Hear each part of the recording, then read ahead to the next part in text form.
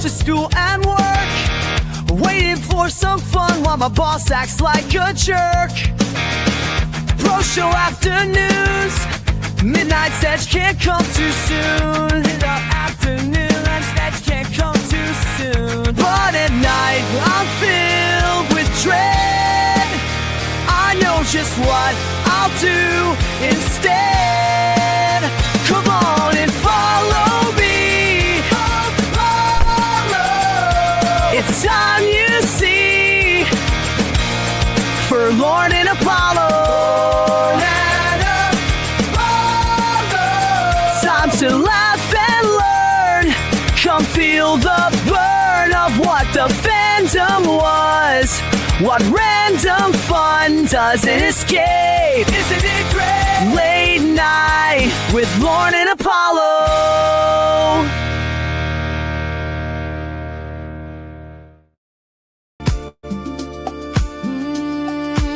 Commander Cody, the time has come, homie. Execute Order 66. I'm still alive, motherfucker. Riding in the gunship, me and my squad. Thought we was day ones, now they coming in too hot.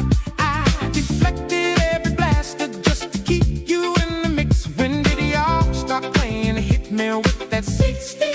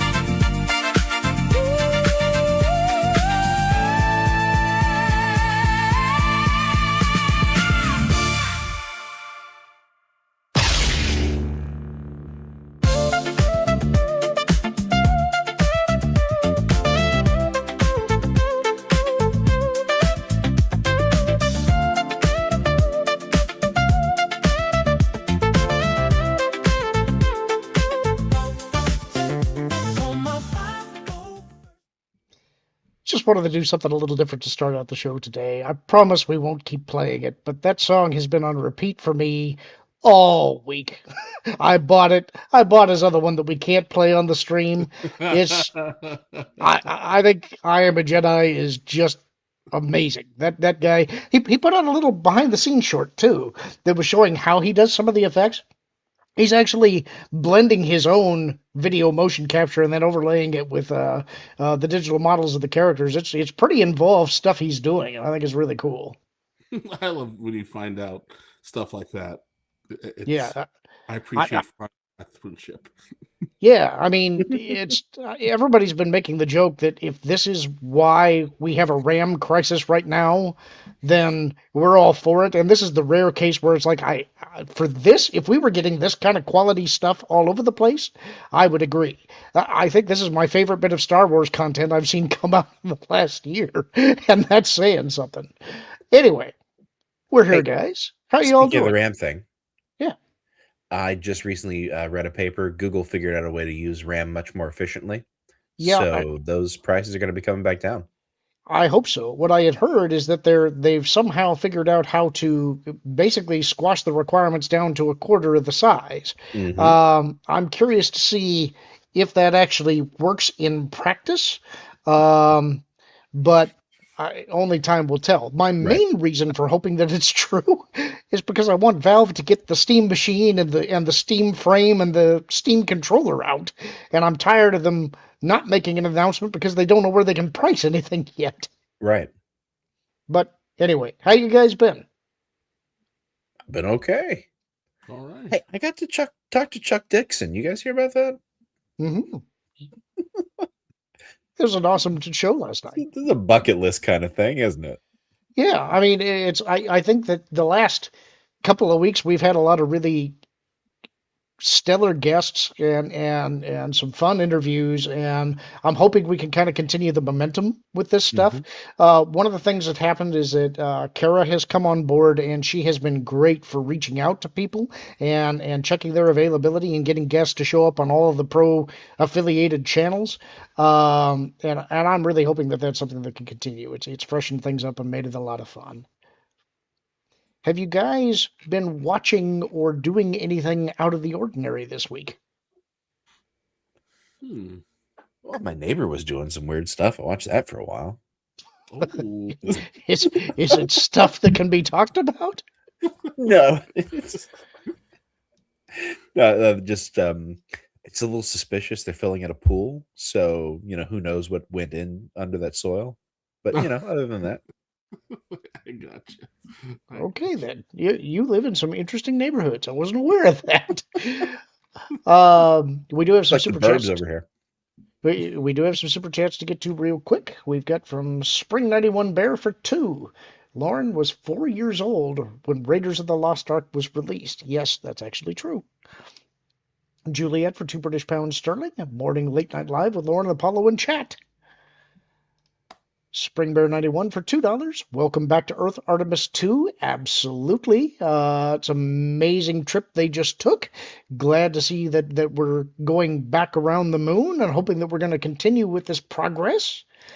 Solstice Studios gifted 20 WDW Pro memberships. Thank you for your generosity. Folks, if you received one of those out there, be sure to thank Solstice as your gifter and be sure to take advantage of all the benefits that come with that. We've got some exclusive content in the members area that you'll enjoy, including the genre guys, the Lost guys, and lots of other content there that does eventually make its way to that pod place. We're in the middle of revitalizing that channel as well. As a personal request, if you guys are not already subscribers of that pod place, I'd appreciate it if you would add yourselves there, ring the notification bell, comment on the videos. We're trying to bring that channel back to life and get more content on there. All of that engagement really helps us.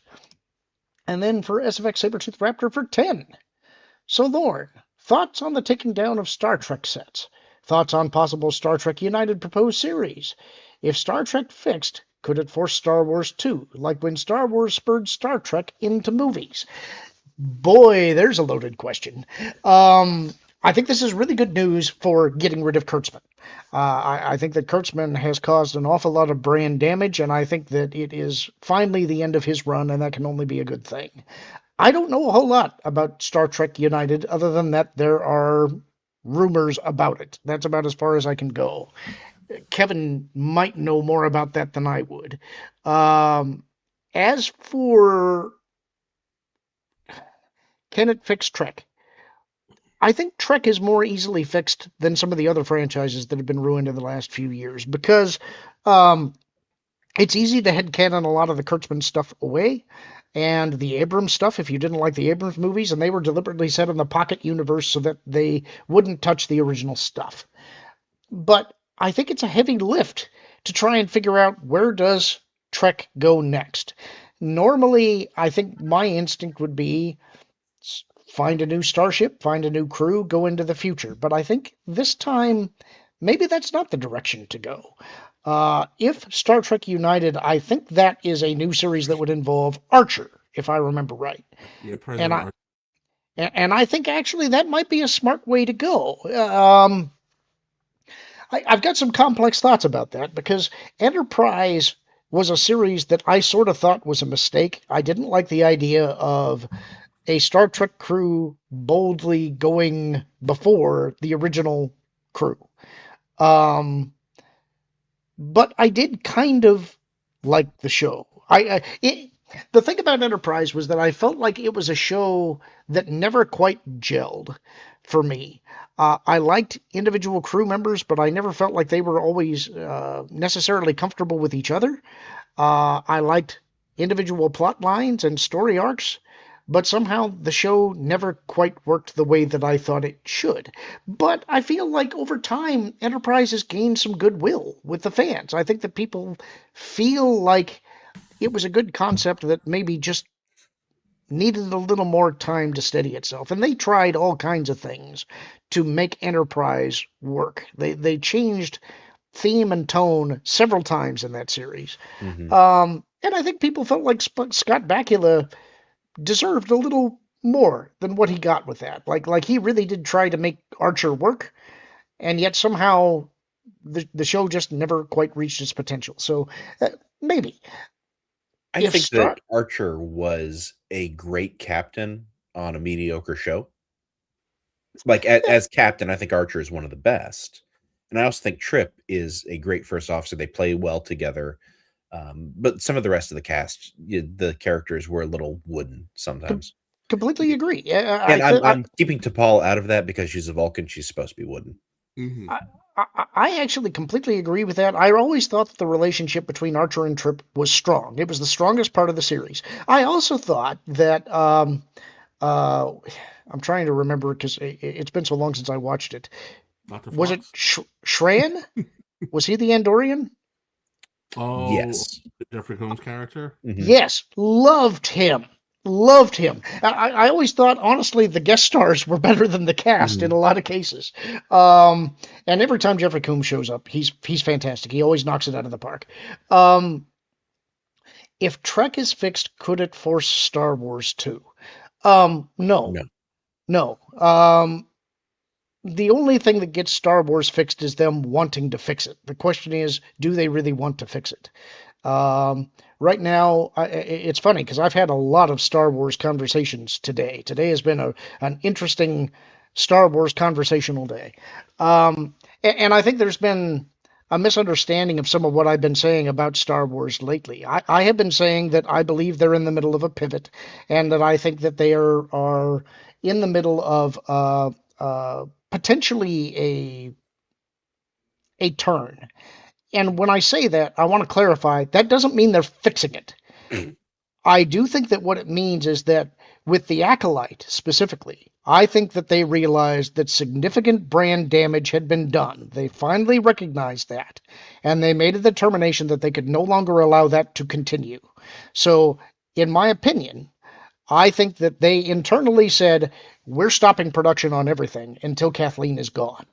And I think most of the projects, except for The Mandalorian and The Starfighter, were basically shut down, shelved. They're not going to happen. I think they are trying internally to determine what do we do. They know it's broken. I don't think they know how to fix it. And the problem that they have is, one, I don't think they understand the audience. I don't think that they really understand what the audience wants. And two, what the audience really wants is something that they can't give them.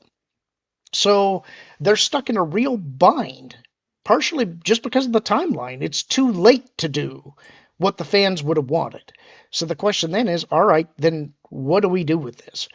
I don't think they know the answer to that. And until they have a visionary who can answer that question and who is in tune with the audience, Star Wars is in a really bad place. I think it's good that they're reassessing. I think that they have clearly understood that shoveling the sequel content stuff isn't working. They have done a real hard pivot on the merchandise and in the parks and all the stuff for that. For original trilogy characters, that's a good start. That's a recognition that we may not know what you want next, but we at least know what you liked.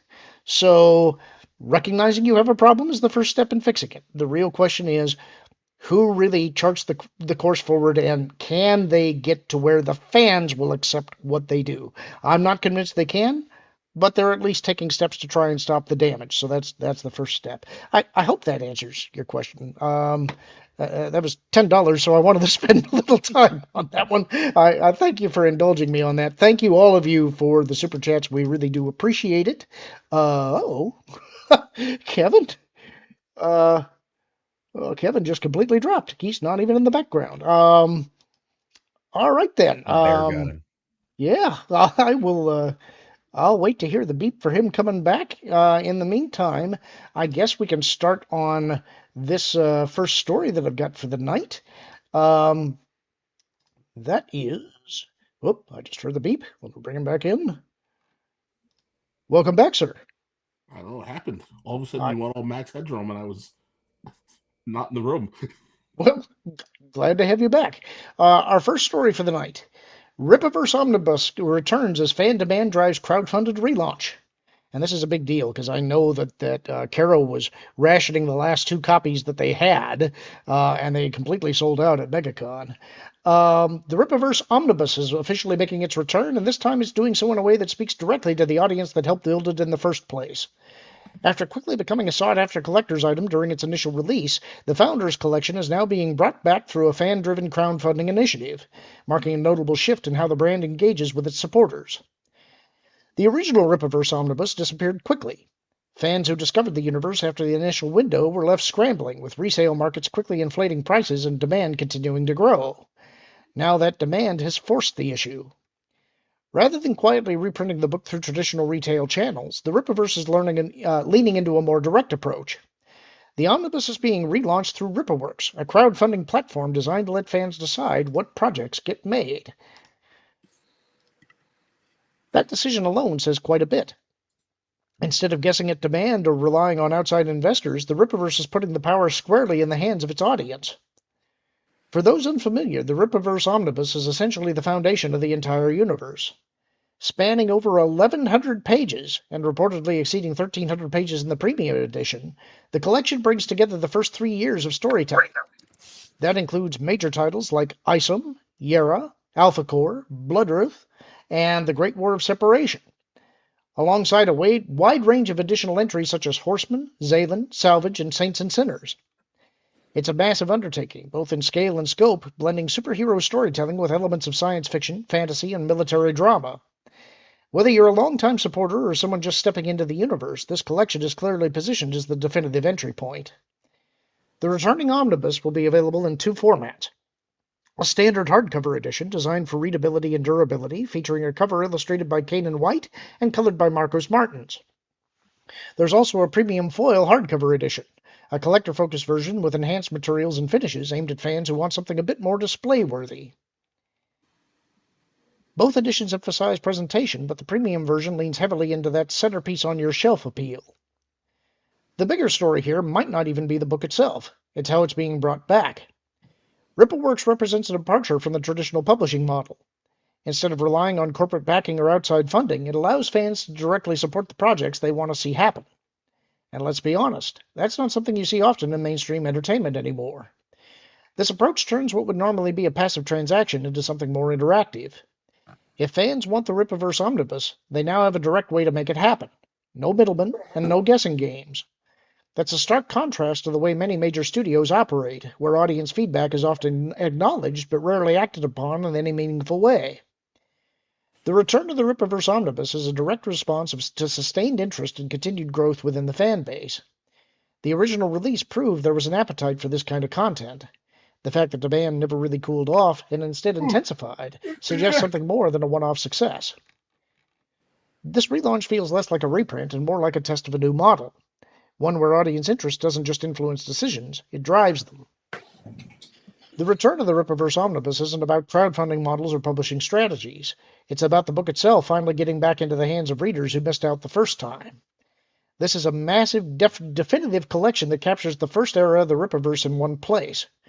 For longtime fans, it's a chance to own a complete archive of stories that help define the universe. For newcomers, it's the clearest entry point yet, one that doesn't require jumping between releases or tracking down sold-out issues. The Rippaverse Omnibus became a must-have almost immediately after its original run, and the demand never went away. Now it's getting a second chance, and so are the fans who didn't get it the first time. This time, they don't have to miss it. And this has been kind of a big deal because if you... Go ahead, Kevin. Kevin, can you hear us?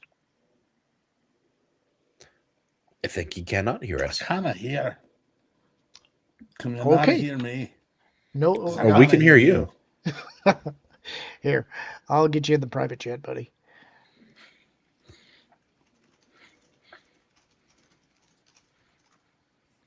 There we go.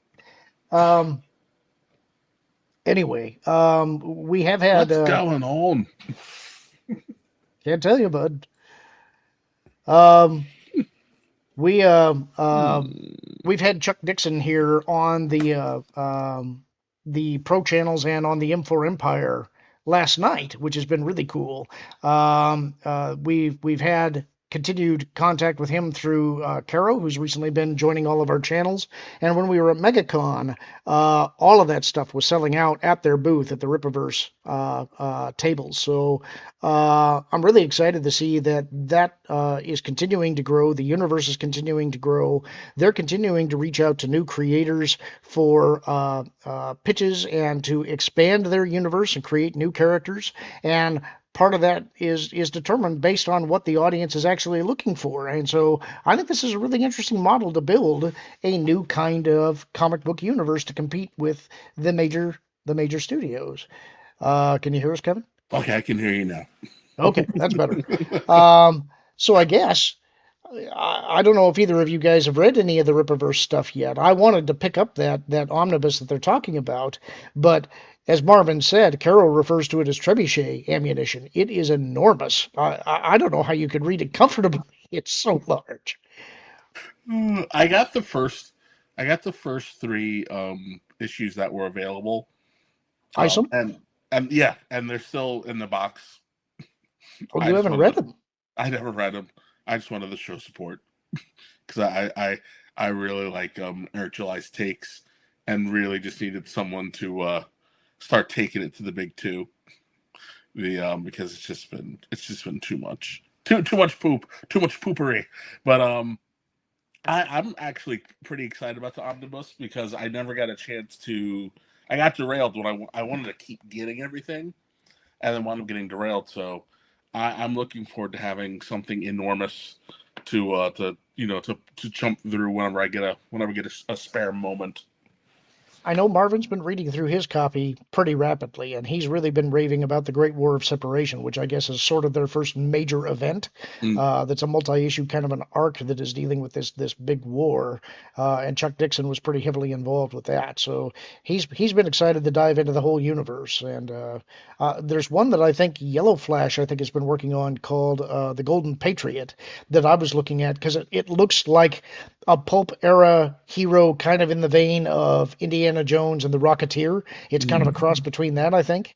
So that would be right up my alley. Martin, do you have any experience with any of their titles or? No, every time they had a crowdfund, I was just short on cash, and so I never got into it. Yep, I get it. I sort of hope one of the things I've been interested in what Rippaverse is doing is he was doing these animated trailers kind of to pitch the different comics.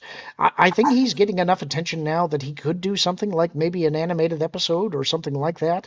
Or I see that somebody there in the chat was saying they'd like to hear an audiobook version of the omnibus. That thing is huge, so that would be a tremendous amount of work.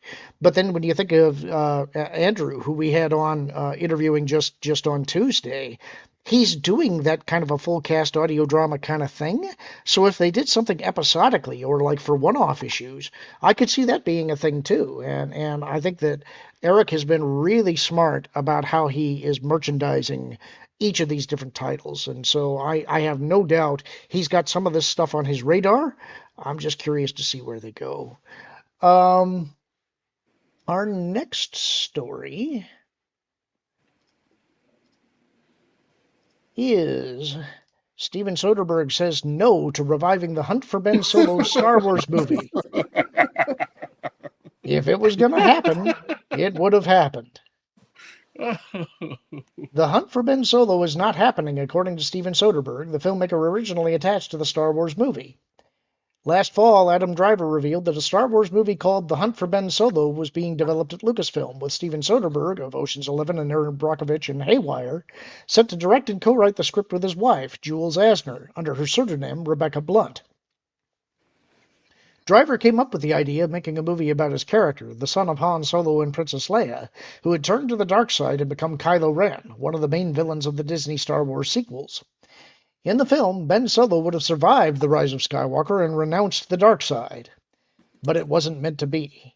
According to Driver, the Lucasfilm bosses, including Kathleen Kennedy and Dave Filoni, liked the idea, but Disney put the kibosh on it. I want to underline that line.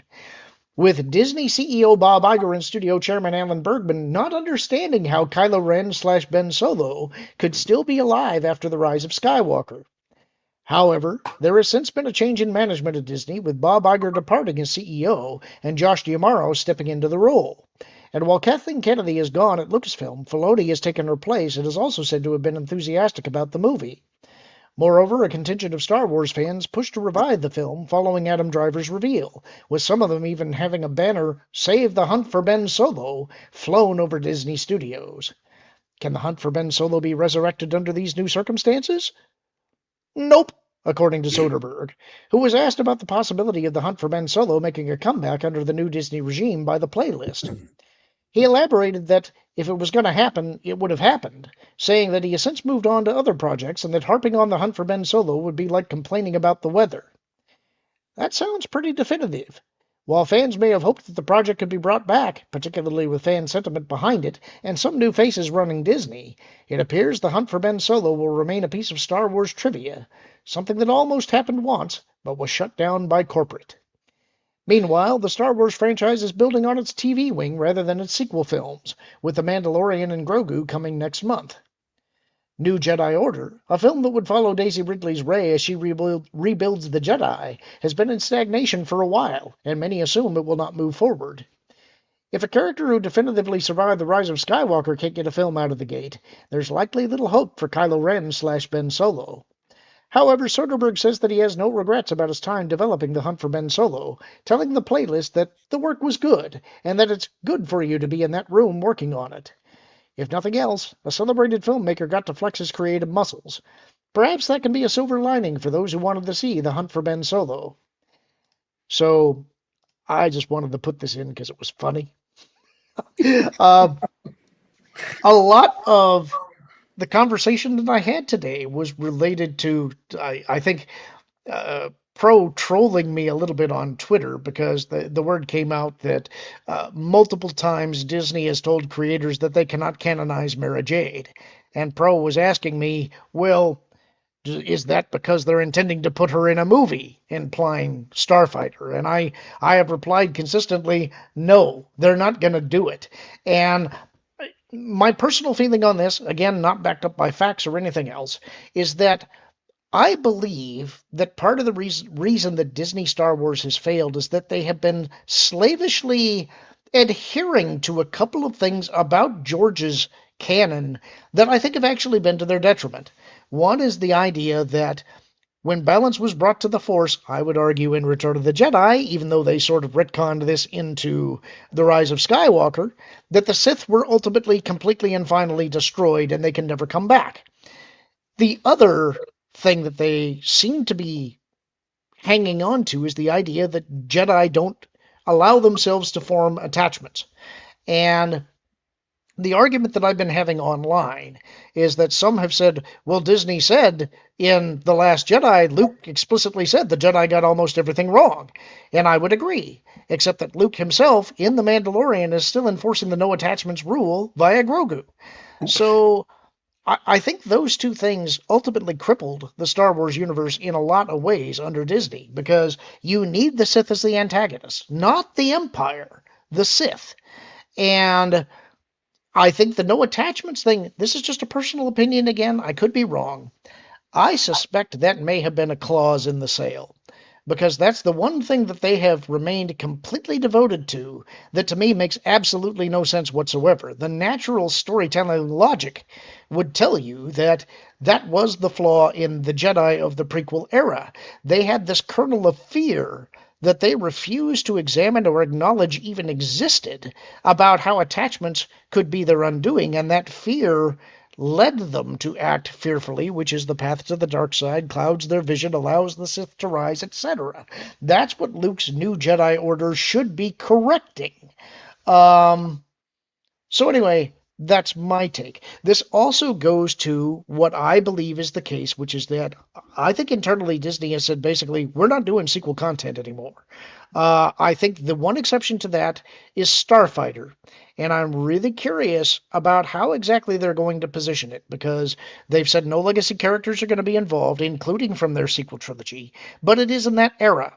And so I'm wondering if they're going to go to a completely different era of the galaxy completely that's never been seen. I don't know what you guys think. Kind of give me your thoughts. What do you think? what do you think this means for the hunt for Ben Solo? I just think it's funny. I think it's bring out one of my favorite Mean Girls quotes. Stop trying to make fetch happen.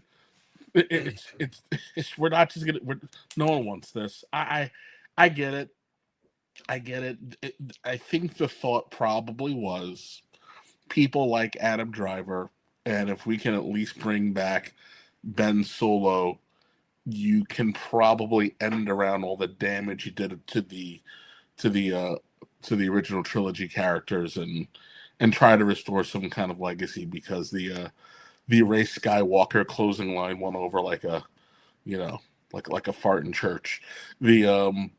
But that's just not what people want. It's just not.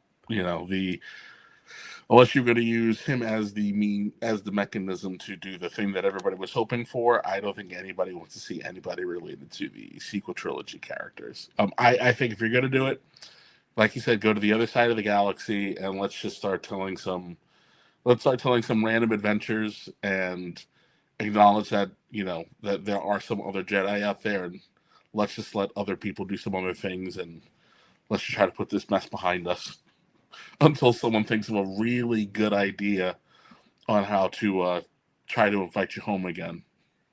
I'm still not convinced any of this works without Luke Skywalker and Anakin, and it's like I'm not convinced it doesn't work without the Skywalker family. I am a Star Wars is a Skywalker family thing. However, it's large enough to tell other stories. Sure, it's a galaxy. I get that, a Lando Calrissian series could be entertaining. Mm-hmm.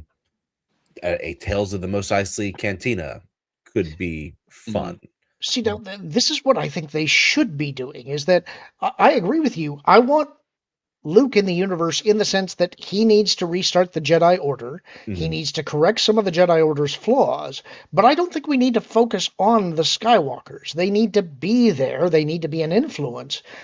I think the smartest thing that they could be doing is having large cast productions that let you try out new character ideas and designs and see who hits, and then build new franchises around them. That's why I've always thought the two things that I would want to do right out the gate, if I were in charge, is an X-Wing series and a Republic Commando series, because then you're testing things in two different eras. You're doing military dramas that involve large casts. You're building out new faces for the universe, and it lets you play a little bit and figure out, all right, who does the audience latch onto, and let's build something around them. They also have to dump the notion of the Empire. You got to do something else. You just got to do something else. I think they kind of got screwed in the sense that JJ doesn't really do anything original. He just kind of rehashes someone else's homework. Yes, but in this case, that was at the direction of Disney. They told him to do that because they were skittish. They, as dumb as this is, they so took to heart the prequel criticism that their hubris was so high. We're going to blow the prequels out of the water, because at the time everybody was harping on the prequels, and that line in The Force Awakens, "This will begin to make things right." Boy, does that look bad today. But you could kind of understand what they were thinking at the time. And they also thought, well, it's been, at the time of release, 10 years since the last Star Wars movie. We've got a new generation here. They felt, foolishly in my opinion, that they needed to reintroduce the universe. So they played it safe. They did an A New Hope clone. So what I'm hearing you say is, sell Lucasfilm to the Ellisons. Ellisons have WB, so we make a Looney Tunes Heir to the Empire with Bugs Bunny as Luke Skywalker.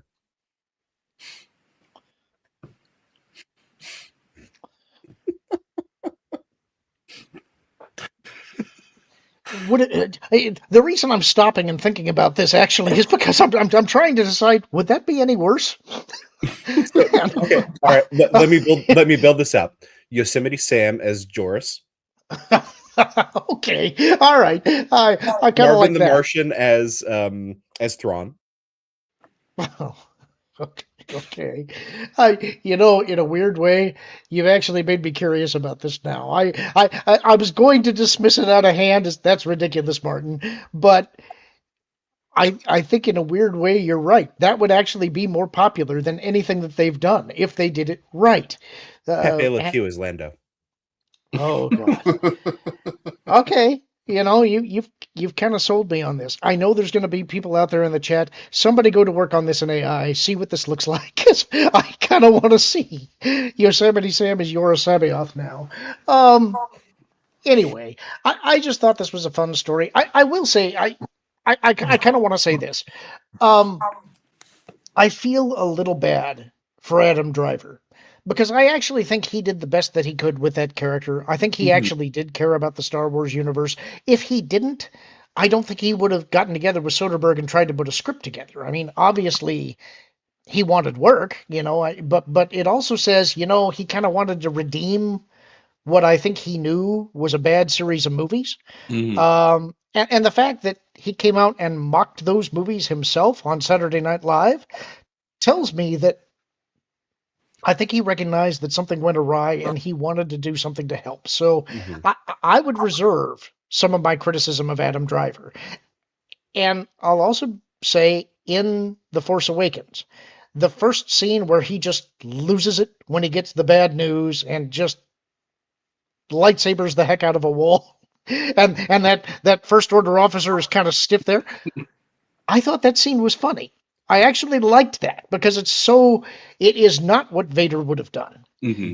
But then they made that his entire character. And I think that was the mistake. If that had been like a one-off thing, that could have worked. But they never really settled on what he was supposed to be other than a spoiled brat who was a wannabe Vader. And I think that totally undermined the character. Or if he got to grow as a villain and become more disciplined and more dangerous, that could have been interesting too. And there were ways that could have been done. I don't know, man. I don't want to deconstruct the sequel trilogy because I just don't think there's enough there to hang any meat on the bone. But we could always do a let's fix. In a different galaxy, I think Adam Driver would have been good in the Star Wars universe. I think that's the tragedy of this. I think that there was. I thought there was potential in Finn and Poe. I loved them as a duo. I loved their chemistry in The Force Awakens when they're in that TIE fighter escaping from the Star Destroyer. I loved that scene. I thought it was great. But man, what a missed opportunity. I think Uh, Last Jedi destroyed Poe with oh the yes, your mama jokes and the all of that. It was just ridiculous. yes, completely agree. And it destroyed Finn. It destroyed everything. After The Last Jedi, I remember coming out of the theater, and a friend of mine asked what I thought, and I couldn't make up my mind. And I remember saying it was bold, is what I said, and there were parts of it that I thought I liked. I was kind of into the idea of killing Snoke initially because that was unexpected. I didn't expect it, and I thought, much like I thought with the rest of the sequel trilogy, I thought surely they have planned this out. You know, clearly they have thought of something that I'm just not putting together, and I was eager to find out what is that, and to find out that they just gambled the whole thing, the entire way they just gambled with that entire franchise is still mind-blowing to me. Billions on the line, and they were just making it up as they went along. That incredible. Somebody must have cut the O.J. Simpson video of the Bronco chase with the Starship chase in Last Jedi. That has to exist out there, right? Yeah, I would be shocked if it didn't. I just I don't know, man. I the Rise of Sky. Here's the thing: is that the Rise of Skywalker is even worse. That's the thing. It's like it's even worse. It is such a bad movie. I watched that movie once, and I will never watch that movie again. Never. I was so offended by that movie.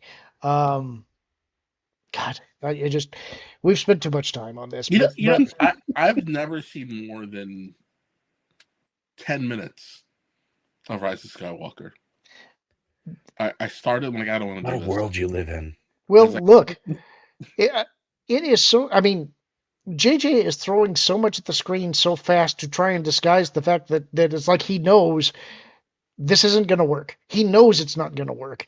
He's trying to distract you from the fact by making a plot so fast, so rapid, so nonsensical that you can't possibly follow it. The hyperspace skipping thing really drove- bugged me. Me too. I hated that. I still hate that. The real key to me was before the movie came out, they did cast and crew interviews, and the interviewer asked the cast, well, what did they think? And they all made this face that told you they're under NDAs. They can't say what they really think, but they're also struggling to come up with anything to say that's going to sound positive. And then JJ gets up and he says, look, you may think this is garbage, and I might agree with you. He actually said that. And from all the rumors and everything that was coming out around the production of this movie, you can tell they were getting studio notes. They knew it was bad. They were cutting it all these different ways. They had so many reshoots, and they know it's not going to work. They know it's not going to work, but they had to put it out. And that they, again, that they gambled on this to this degree. I've read the script for Duel of the Fates, for the Colin Trevorrow version. It was better, by far, than The Rise of Skywalker. It still wasn't good, but at least it tried to do something original, and the not good parts weren't its fault. I think if they had had a coherent couple of movies before it, it probably would have been just fine. And so I actually would have liked to have seen what Colin Trevorrow tried to do on the screen, because I think it would have at least been interesting. But this is not just a Star Wars problem. This is a movie problem generally. I feel like a lot of movies that they have figured out, they cracked the code to making people feel something without actually doing anything in the movie. The music swells in the right way. All the beats happen as if it's important. All the trappings of great cinema are known and dissected, and they're tools now. And so my kids walk out of a theater going, wow, that was amazing. And then at dinner, they're like, I asked them about the movie, and they just can't remember anything.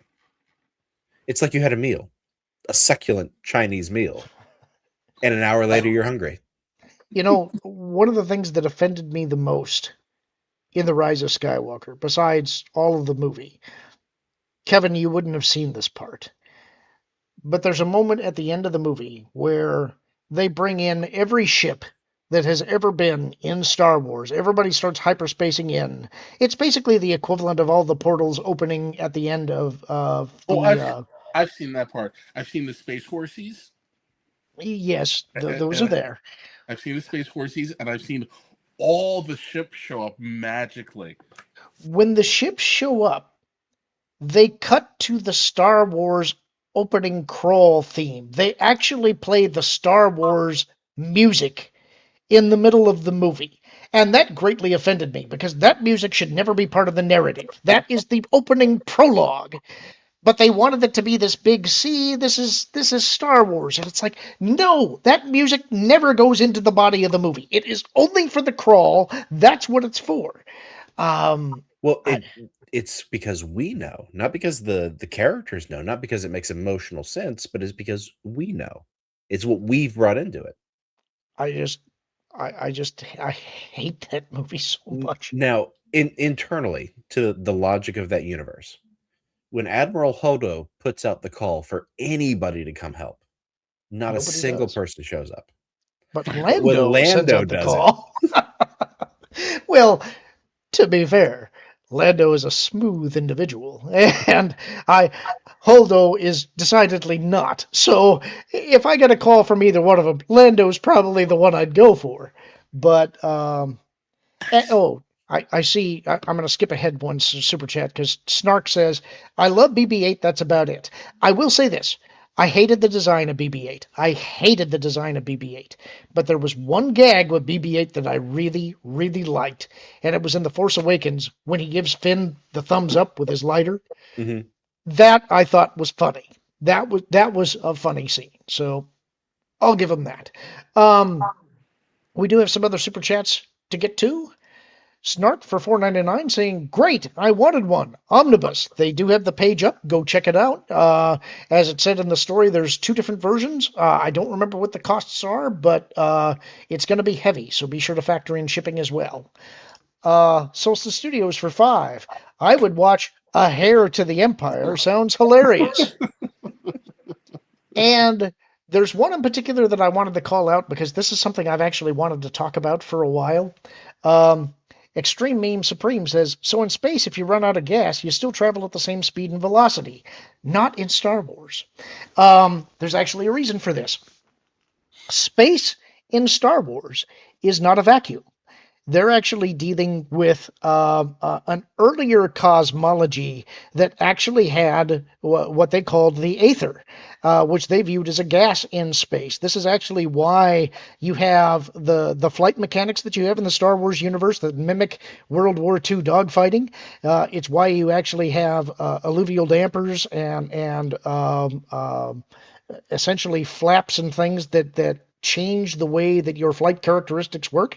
It's because it's a different model than our cosmology. It is not a vacuum in Star Wars. You still need a suit in space. You can't breathe in their version of space, but it has more atmospheric qualities than you would have in a vacuum in our cosmology. So they do address that in several of the books. For instance, the Heir to the Empire trilogy, they talk about like etheric rudders and things like that. Yep, exactly. And there's some great articles out there about it as well that describe this cosmology. It's actually how people believed space worked in the 1800s. They're basing it off of that.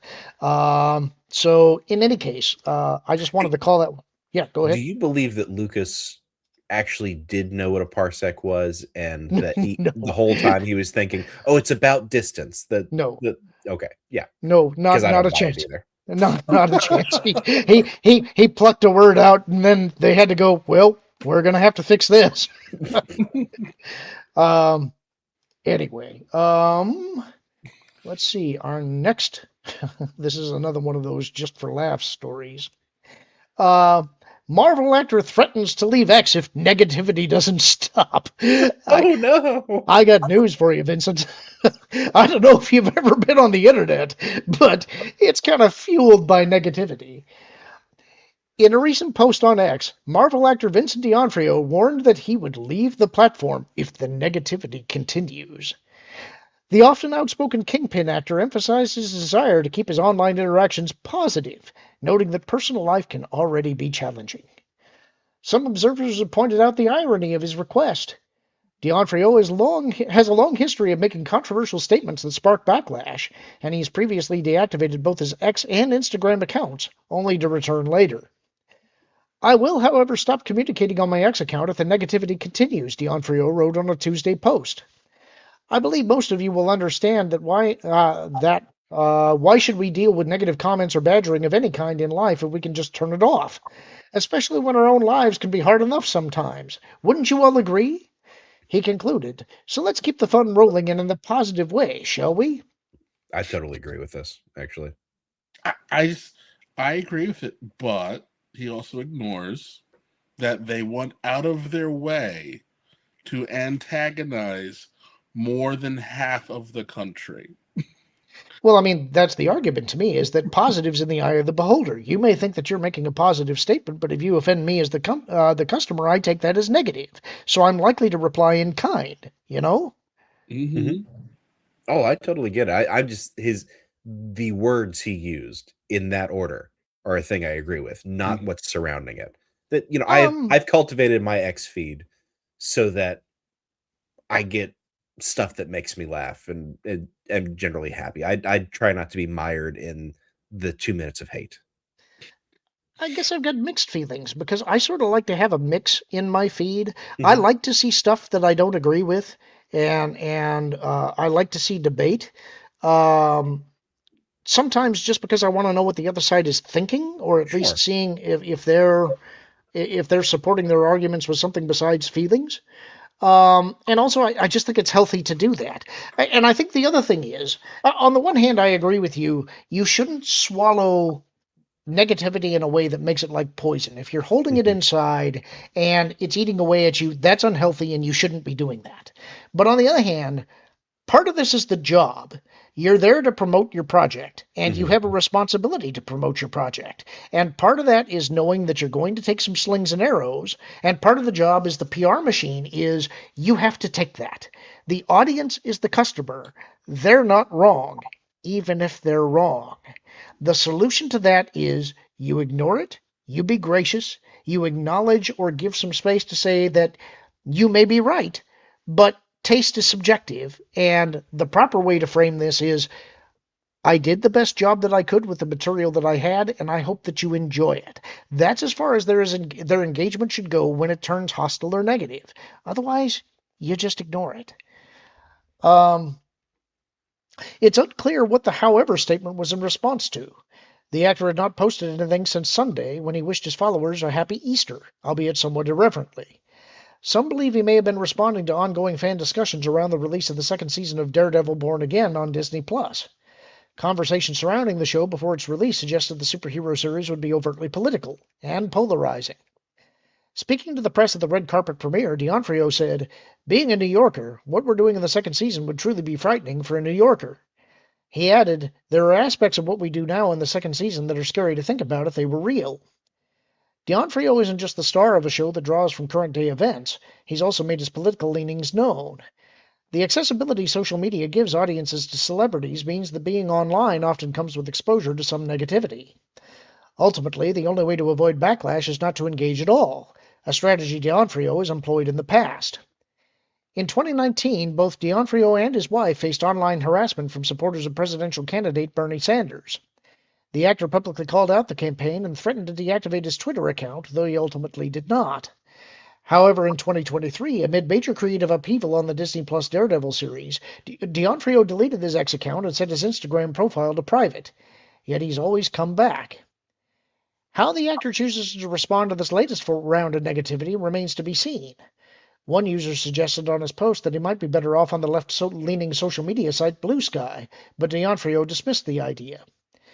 The question on many fans' minds is what would be lost if D'Onofrio left social media for good? While direct interaction can foster a sense of connection and accessibility, it often comes at a cost. No matter how carefully he curates his posts, or how earnestly he calls for positivity, he cannot control the broader online discourse or how audiences choose to respond. In the virtual space, even the Kingpin's authority has its limits. And I think this is actually a really interesting conversation, because some of what you said, Martin, actually made me stop and think about this a little more deeply than I had originally. Well, I would like to clarify. I don't try to make my feed an echo chamber. I get my news from Huffington Post and all over the place. I just don't engage with the hateful stuff. Right, and I wasn't trying to suggest that. It was more I Okay. was thinking about.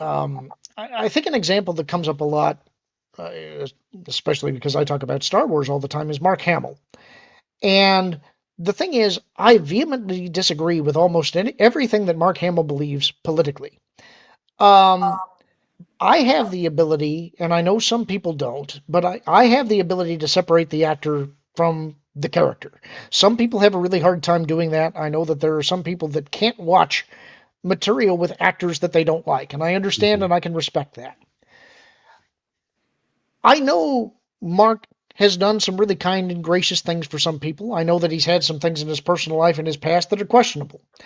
But I think he's like most people that way. I think everybody has things in their past that they're not proud of, that they're not happy about. I would hope, and I have worked in some places where I've worked in some places where people can be on diametrically opposed sides of the political spectrum, and they can be friends and go to lunch with each other and talk and debate and be perfectly fine with each other. I've also worked in places where that was absolutely not possible. I would hope if I was to meet somebody like Mark Hamill, I would hope we'd be able to shake hands and talk, and I'd be able to appreciate his performance, and I would hope that he would be gracious. And I would hope also, if we were able to speak privately, maybe we'd be able to talk about politics and still part as friends, have a discussion as adults. But I don't know if that would happen. You know, you never know what's going to happen with these people. It's easy, I think, in our space, because we're talking about celebrities, because they're in the public eye, because they get paid millions of dollars, to forget that they are people. You know, and that's something that's been kind of interesting about being in this space, is that we've gotten to talk to some people that most people wouldn't get to talk to, and you do learn they're just real people. You know, they put on their pants the same way that we do, whether they're millionaires or not. And that means they're Unless you're going to one be of Will Smith's kids, in which case you don't wear pants. right. So I think the level of negativity that these people have to swallow is more than the average person has to deal with. And especially when you're talking about art. Art's tricky because art's subjective and everybody is a critic. And when you're an artist, you do put yourself into it, and that's got to hurt. And so as I'm thinking about this now, I'm thinking about Vincent, and I'm thinking about somebody like a Rachel Zegler, who we've definitely piled on. Rachel, in my opinion, is an immature actress who's a little bit spoiled and has not yet grown up enough to understand the way to handle negative criticism. What Vincent's doing here, I think, is he at least framed it in a positive way. He's asking for positivity, and he's saying, personally, he doesn't want to swallow negativity, and if he continues to see enough of it, that he'll step away for a while. I think that's fair. Initially, I was thinking, nah, you're being a spoiled artist, but I think you're right. There is a personal stake to this, and the way that he's handling it, I think, is better than a lot of celebrities do. What do you think? I think I think you used the perfect word, grace. A big part of the problem is that, you know, no one has told these celebrities that they're not allowed to have an opinion. It's the lack of grace that's the problem. They are very indignant, almost authoritarian with their opinions, and have no problem, excoriating anybody who thinks differently than them. And then once things get a little inconvenient, they do the old Ric Flair, beg off into the corner, and or cry victim, and then say, "Hey, we need to be better than this." And so, like, D'Onofrio was very vicious during Trump term one, very vicious.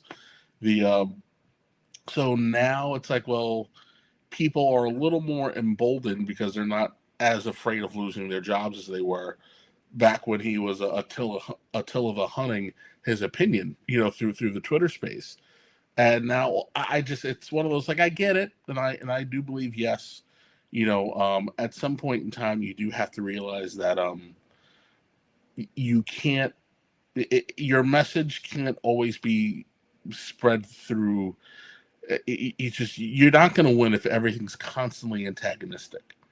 However, people should be accountable for their bad behavior, and it just there's an air of disingenuousness whenever these folks do this, which is why I think it falls on deaf ears. And honestly, it shouldn't, because this is a case where I think that he said the right thing.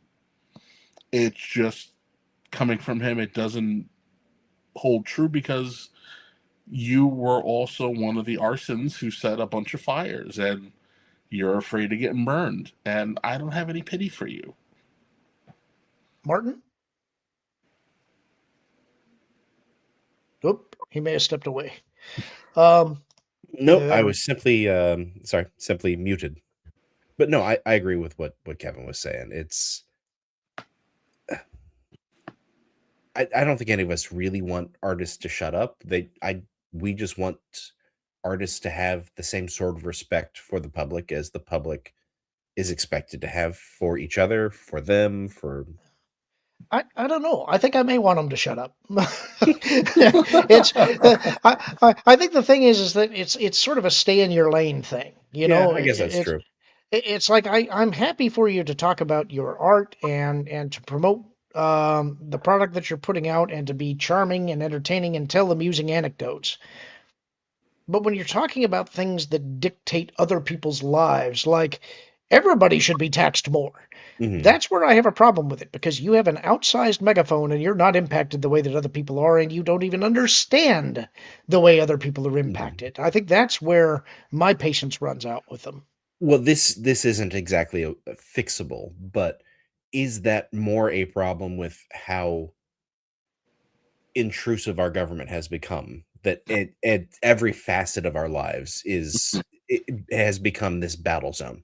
And not just government; it's corporations too. Absolutely, but they can't do that without assistance from the government picking winners and losers. I've made this too political. I apologize. I don't know if that feels like an Ouroboros to me. I'm not sure which one at this point has more power. Every time you have to agree to an EULA, it's like I have some real problems with how much of our privacy we've given away. So I don't know. It is top of the hour. We should probably get to our subject for the night. I do have a couple additional stories, but if we end up light on the movie content, we can come back to those. So I do have yours queued up first, Kevin. You had more than the rest of us. You had found more movies. 81 was actually a lot leaner than I thought it was going to be. So you know what? It's we're in a weird spot with movies, right? I always think about something Stallone said when he finally got Rocky made, and his big complaint was that movies were entirely too cynical. They were, even if they some were entirely too comfortable with being unpatriotic. But even like no one was happy. Again, you point to how many of the great movies from the 70s involve a very grisly demise for the main characters, and the main characters are generally not that great a set of people anyway. So you're kind of seeing like Hollywood is trying to figure out how to tell different stories, but we're still in that cycle where like you have to be like 3 years into the decade before it starts to change. Because really 80, 81, 82, it's really still just the 70s. It's just the 70s. It just doesn't know it's over yet. It's a great time for horror content. There was so much more I could have put on there, like My Bloody Valentine. There was so I much I almost could put have that put on on there. there. The that I was like, I could just do horror movies by themselves, but I think a lot of that is just it's just that change in mindset. We haven't gotten to the action area yet, and then studios haven't realized that they want to experiment with movies now more because they haven't embraced VHS yet. Yep, that's true. You did have action movies, but they were still in that schlocky era. Yes. So, and I know you revel in this. Oh, I So love that stuff. we're gonna start off. Oh, dude, this is one of my favorite movies. This is one of my favorite movies. And it's, but I also go, why wasn't this Carl Weathers? But it was also interesting to see Billy D. Williams, take an injury to that beautiful face.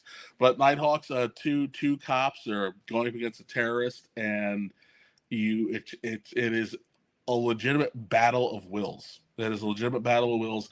I do not well. I know how this movie didn't get a sequel is because we weren't making sequels back then, really. But this is a movie that I really think should have been revisited. If not, even if it was just one of those like 20 years later, let's see where they are. That they really should have come back to this at least one more time. Didn't this movie start off as like a French Connection sequel or something like that? Yeah. Sorry for the French Connection sequel. Stallone has a habit of his movies starting off as something else entirely. An Eye for Eddie an Eye. Murphy too. Yeah. The Eye for an Eye. This is Chuck Norris. Oh gosh, I can't remember if it was some kind of martial arts drug syndicate. Kills his partner, and then I can't remember the actress's name, but has a young Keiko O'Brien from TNG and DS9 in it. And I was like, oh, it's a young Keiko. And like you're thinking that Chuck Norris is going to rescue her. And then she does the opposite of what she's told to do. And then she winds up dead. And then Chuck Norris beats the crap out of everyone. I mean, everyone by the time you get to the end of this movie. It's one of my favorites. Enter the Ninja. Part of the Ninja trilogy. Yes, none of the Ninja movies in the Ninja trilogy have anything to do with each other, with the exception of True. one actor. But I love this movie. I love it. It's a good ninja versus a bad ninja, and every time you think the fight with the bad ninja is over, he gets up and does more bad ninja stuff until he finally dies, and then the credits roll. Halloween 2. I know this is kind of this is a little bit of a divisive, but I am one of the people who actually enjoys that Michael and Laurie are related. I'm also someone who goes, when we get to the next Halloween, not Season of the Witch, we're going to go, how in the blue hell did Dr. Loomis survive? I don't care that he has a rash and walks with an even bigger limp. How in the blue hell did Dr. Loomis survive the end of this movie? So when you said not Season of the Witch, my mind blended a couple of those syllables, and it was that party out of Germany from the 1930s and 40s.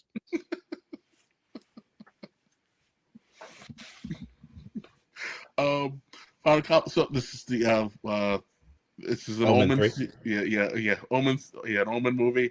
As now that I'm older, I can appreciate these movies, but I'm also a person who does not like my movies where the bad guys just win. So I watch these Omen movies going, well, when are they finally going to get Damien? And they finally get him. That's about it. This isn't a great movie, but Sam Neill is a magnificent Damien, and the good guys win. And it's just a very you're left with a nice, good feeling in your soul, knowing that the Devil's Boy finally got his comeuppance.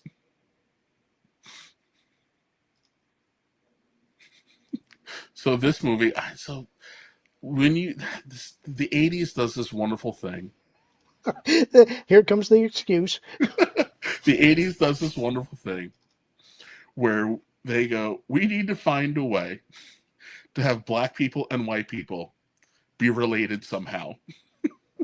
And At this the movie, Red House. yes, and this movie dives in head first. Because why can I not remember this man's name? George Siegel? George Siegel? Yes, thank you. George Siegel finds out. On the Well, so poster. he finds out. Oh, it's right there in the poster. So he's this awesome salesman, super wealthy, lives in a great neighborhood, and then all of a sudden he finds out that he has a black son, and the son is remarkably similar to him. His wife is not happy about his black son, nor is his racist boss, and they get thrown out of the house, and he loses his job, and then they rally together using their similarities to overcome. And it's kind of funny. Also says this was Denzel Washington's debut, which kind of surprised me. Yeah, I couldn't remember if he was Saint Elsewhere yet, but Well, it's 81, so I think that was before St. Elsewhere. right. So yeah. Think. But yeah, baby Denzel. So this is a movie where when I was a kid, I thought that this was just really long, and was like, I don't understand what I'm watching. But I also thought it was very interesting. But also, I'm like, why was this movie made? And you listen. The box tells you everything you need to know. It is a bunch of nonverbal, dirty people looking for fire. So it's like Occupy Wall Street. Yeah. It's a bunch of people from Portland who can't start a campfire, trying to learn how to start a campfire. And there's danger, and it was pretty interesting, and I think you should watch it if you haven't watched it. But that's about it. And then so, an all-powerful force wants a small region's oil, and all hell breaks loose. And for some reason, Mad Max is there. And the kills in this movie are amazing.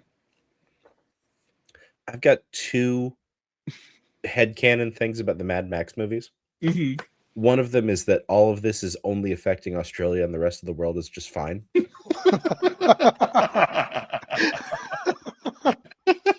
I kind of like that. I do wonder that, like, especially when you watch the first movie. I know there's Yeah, supposed to be because a it's lot going fine. on, but I'm like, In the first movie, people are still going to restaurants, they're Yeah. taking vacations, everything's generally okay, other than some obnoxious biker people that Max can handle pretty easily.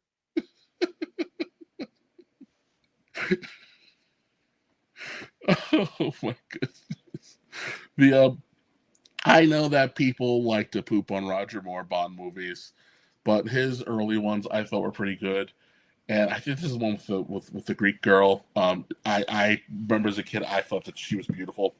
And this has the quintessential Bond is fighting bad guys in the snow, just from the fight in the middle of town with the snowmobiles to the jumping on the skis and going down the hills. And I thought it was super cool. And I think this is Roger Moore at his best.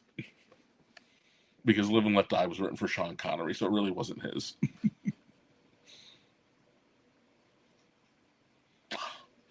Stripes. So Stripes was a movie that I didn't see Stripes until like 91 or 91. And thank goodness HBO, maybe a little, no, 92. I didn't see it until 92. Because HBO would do this thing where all of a sudden they would go, we're going to show you this movie ad nauseum. And I finally sat down and watched it, and then spent the next 7 years of my life quoting this movie with my friends like a bunch of idiots. And I think John Larroquette is bleeping amazing in this movie. He's just anytime he has to interact with John Candy, I almost pee myself laughing. It just, you idiot! Like just such contempt. I just and if you've ever seen Stripes, essentially, Bill Murray is a lazy slacker who convinces his friends to join the military for unhonorable reasons. And then Bill Murray is a pain in the butt throughout the entire process. And then at some point in time, realizes that I need to pull it together, and they manage to save the world in an experimental vehicle, in an experimental RV. And it's got a lot of great lines. My favorite being, some of my favorites being in the very beginning of the movie, where they're trying to teach the guys English.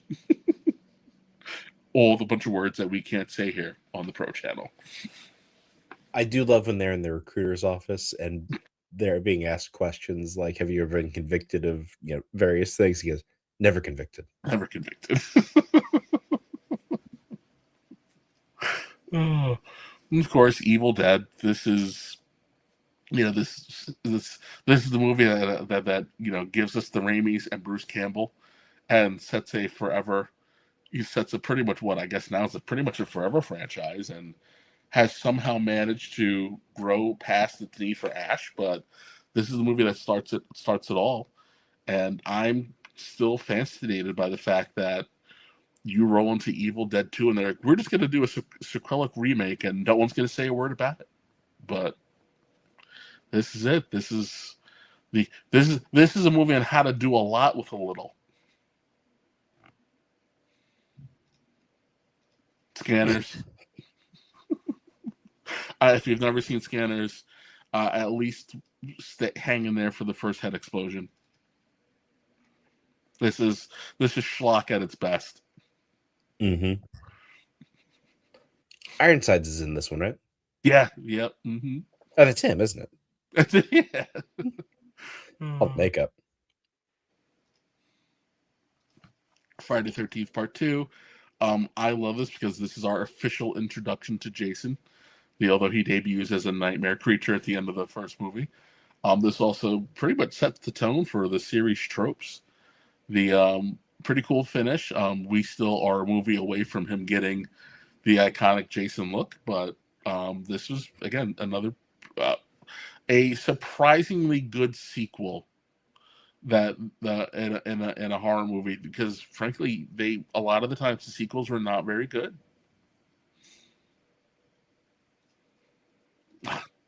There's just so much. There's so much to quote from this movie.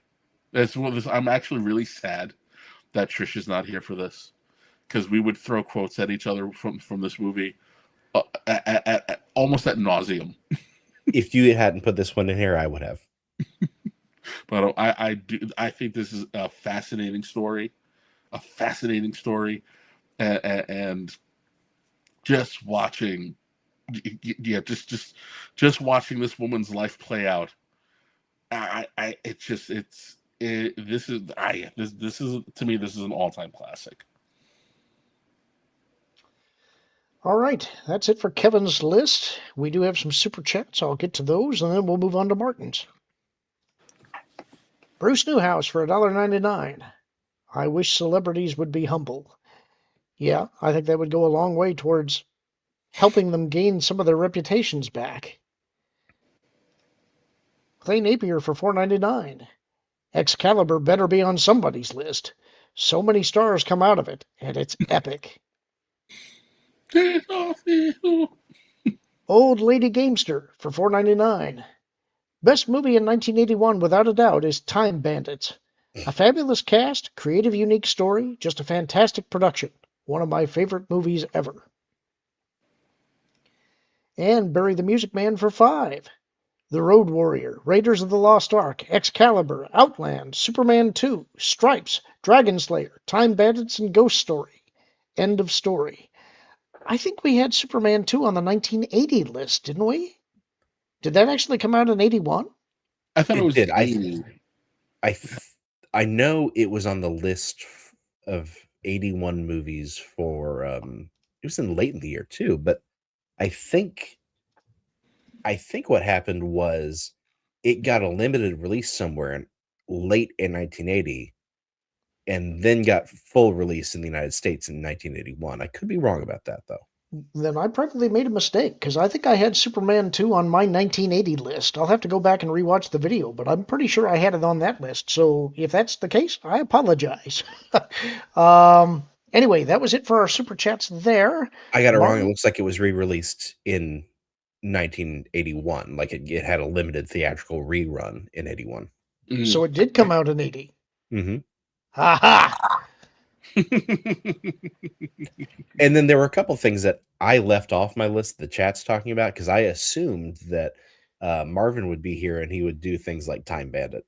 Yep, and so we should probably explain a little bit of this. This gets a little chaotic behind the scenes when we're doing this, and I feel like I cheat a little bit because I kind of get to do my list first. And so I deliberately left some things off my list because I was already taking a bunch that I thought were pretty good, and I didn't want to just take the good movies and leave nothing for somebody else. So I left my list kind of small, thinking that some others would pick some movies that they ultimately didn't pick. So our list is kind of weird tonight, I think. But wasn't there one of the early times we did this where there was some movie we all loved, but we left it off our list because everybody assumed somebody else would pick it? It does happen, because you want to give everybody some great movies to shine with, and sometimes we argue over them. There's times when we all want a particular movie, and so it gets a little weird sometimes. And always remember, these things are not actually in any type of order.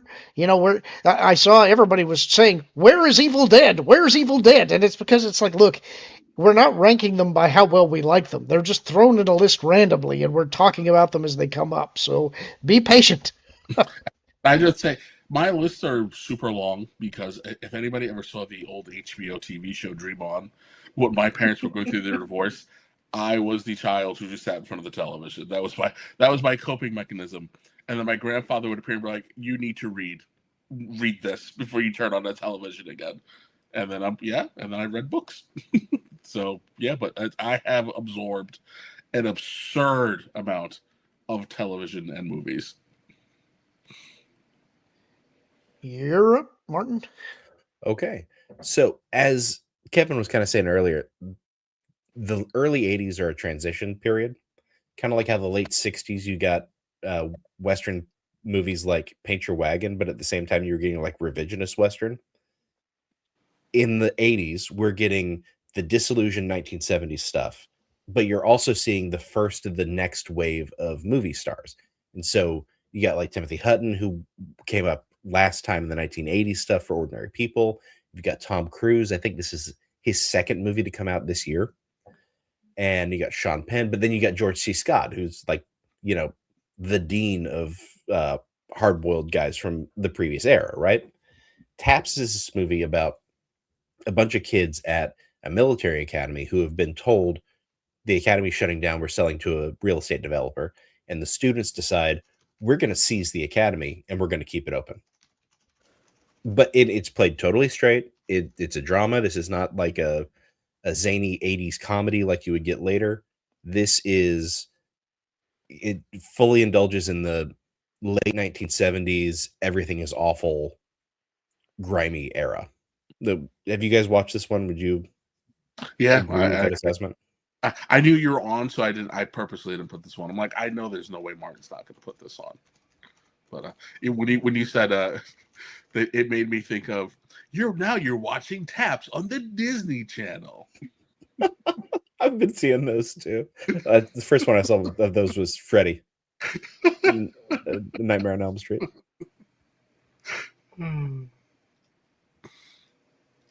All right, Chariots of Fire was one that I remember watching with my parents because they would watch big epics in the middle of the day on Saturdays. It was weird.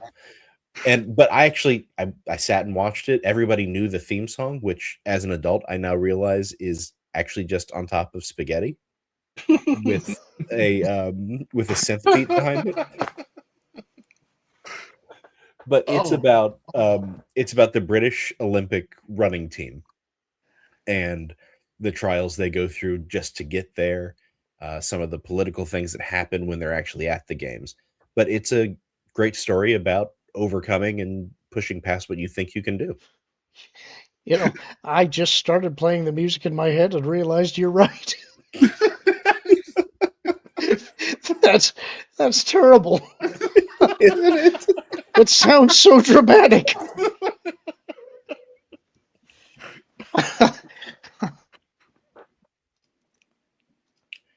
All right. Ooh. Das Bout. A feel-good movie where the Americans win, told from the German perspective where it's awful.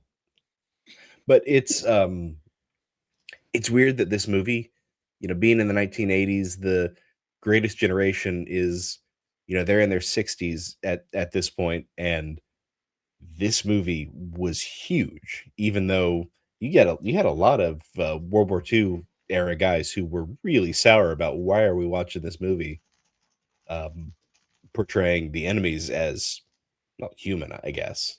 But it's in Germany it was a miniseries, and I've seen that version. It's really well made.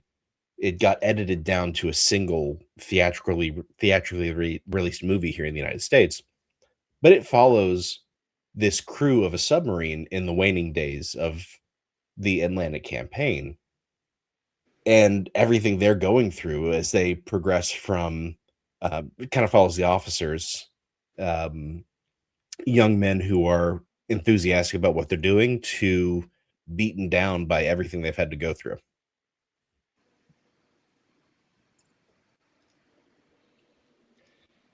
And then you get a POW movie that's a soccer movie. I mean, imagine this pitch. We're going to do a movie with Michael Caine as a POW, and Max von Sydow is the commandant of the camp. Like, I'm in just from the beginning of that. That sounds like a great movie about one man's desperate desire to stay human against the machine of war. And we're going to put Stallone in it. Well, okay. Why? Well, Stallone's huge. And they're going to play soccer with Pele. But ultimately, it does work. It's. I don't know when else this movie could have possibly been made. It is kind of an interesting intersection of talent. Yeah. it would really have to be right about that time.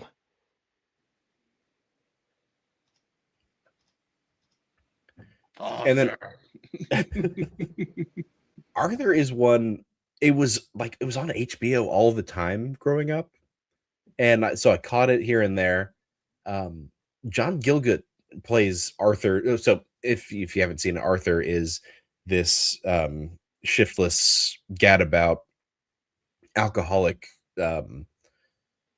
inheritor of wealth, and he falls in love with this poor woman from Queens, and his butler is played by John Gielgud, who just knocks it out of the park with this restrained, sort of almost silent performance.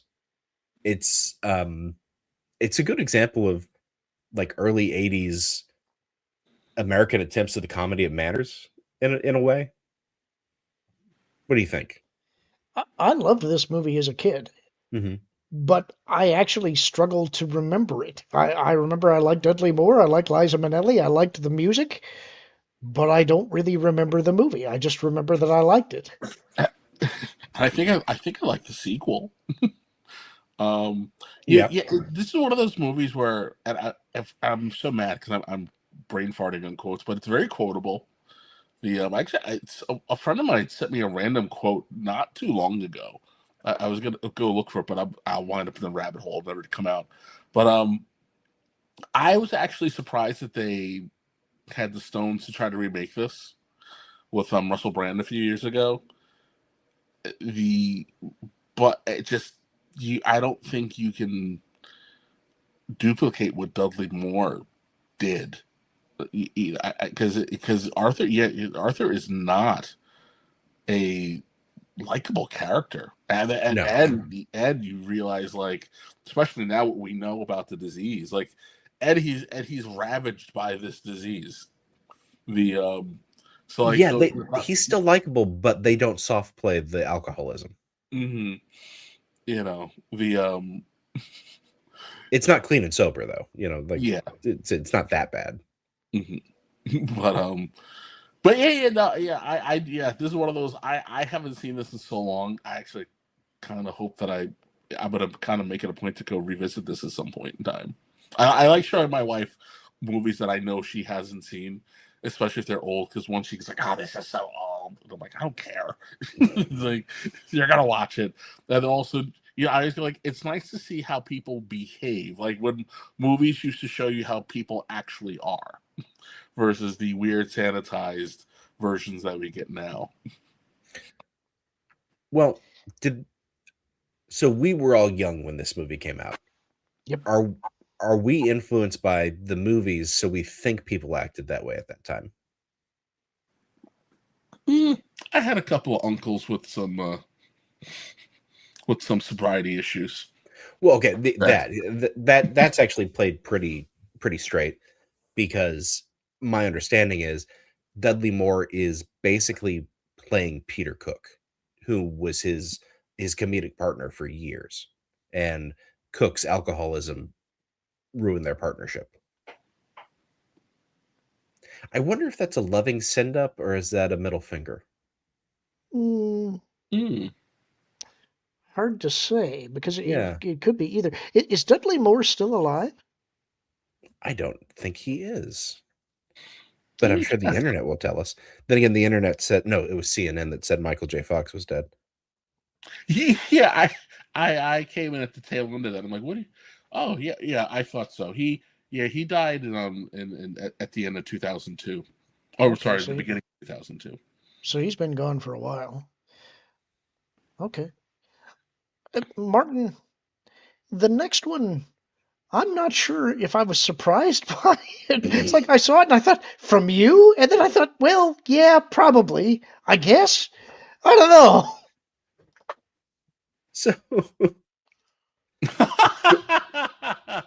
it wasn't too much before this that George Hamilton played Evel Knievel. And to see him sashay around in camp Zorro garb as Bunny Wigglesworth, Zorro's twin brother, or Diego's twin brother, is funny to me. And this movie, To be fair, George Hamilton is the perfect guy to play this. yes. It's got some great one-liners, and it is an insane movie. I don't know what else to...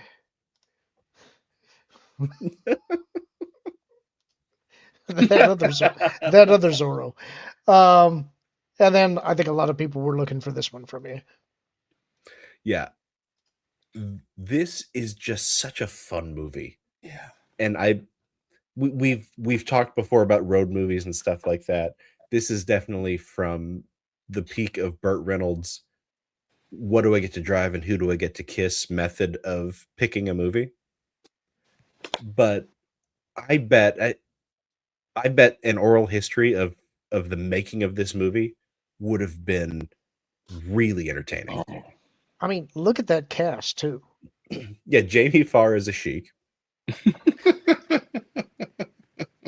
Dom DeLuise, Sammy Davis Jr. Yeah, this guy Sammy Davis Jr. is a priest. And you've got Roger Moore in this one is playing a guy who thinks he's James Bond, right? Right. Yes. which is a great gag. I love that. That's one of my favorite things about this movie. Farrah Fawcett, Dean Martin. Look at that cast. Yeah, it's for some reason America lost its mind and decided the fastest you can drive is 55 miles an hour. And we made a movie making fun of it, and I don't know what's more American than that. Other than maybe dumping gasoline into Boston Harbor, but that seems counterproductive. All right, so that's it for Martin's list. We got a couple more super chats we got to get to. One of these apparently is one that I missed, but SFX Sabretooth Raptor let me know. Says, I was asking about a Romulan War era Star Trek series or a Lost era TV series between Star Trek 6 and The Next Generation. Ooh, That actually could be fun. I wouldn't be against that. So like a ambassador class Enterprise C era kind of thing. I'd kind of like to get away from the Enterprises, just because I think we've seen enough of them. Well, but that's the era we're talking about. It would be in that era, yes, but I'd like to see some other ship of the line just for a little variety. Also, too, we know how this story ends, so Yeah. A lot of what I think Star Trek could use would actually be going back to the roots. I would kind of like to go back to the original series. Now I know that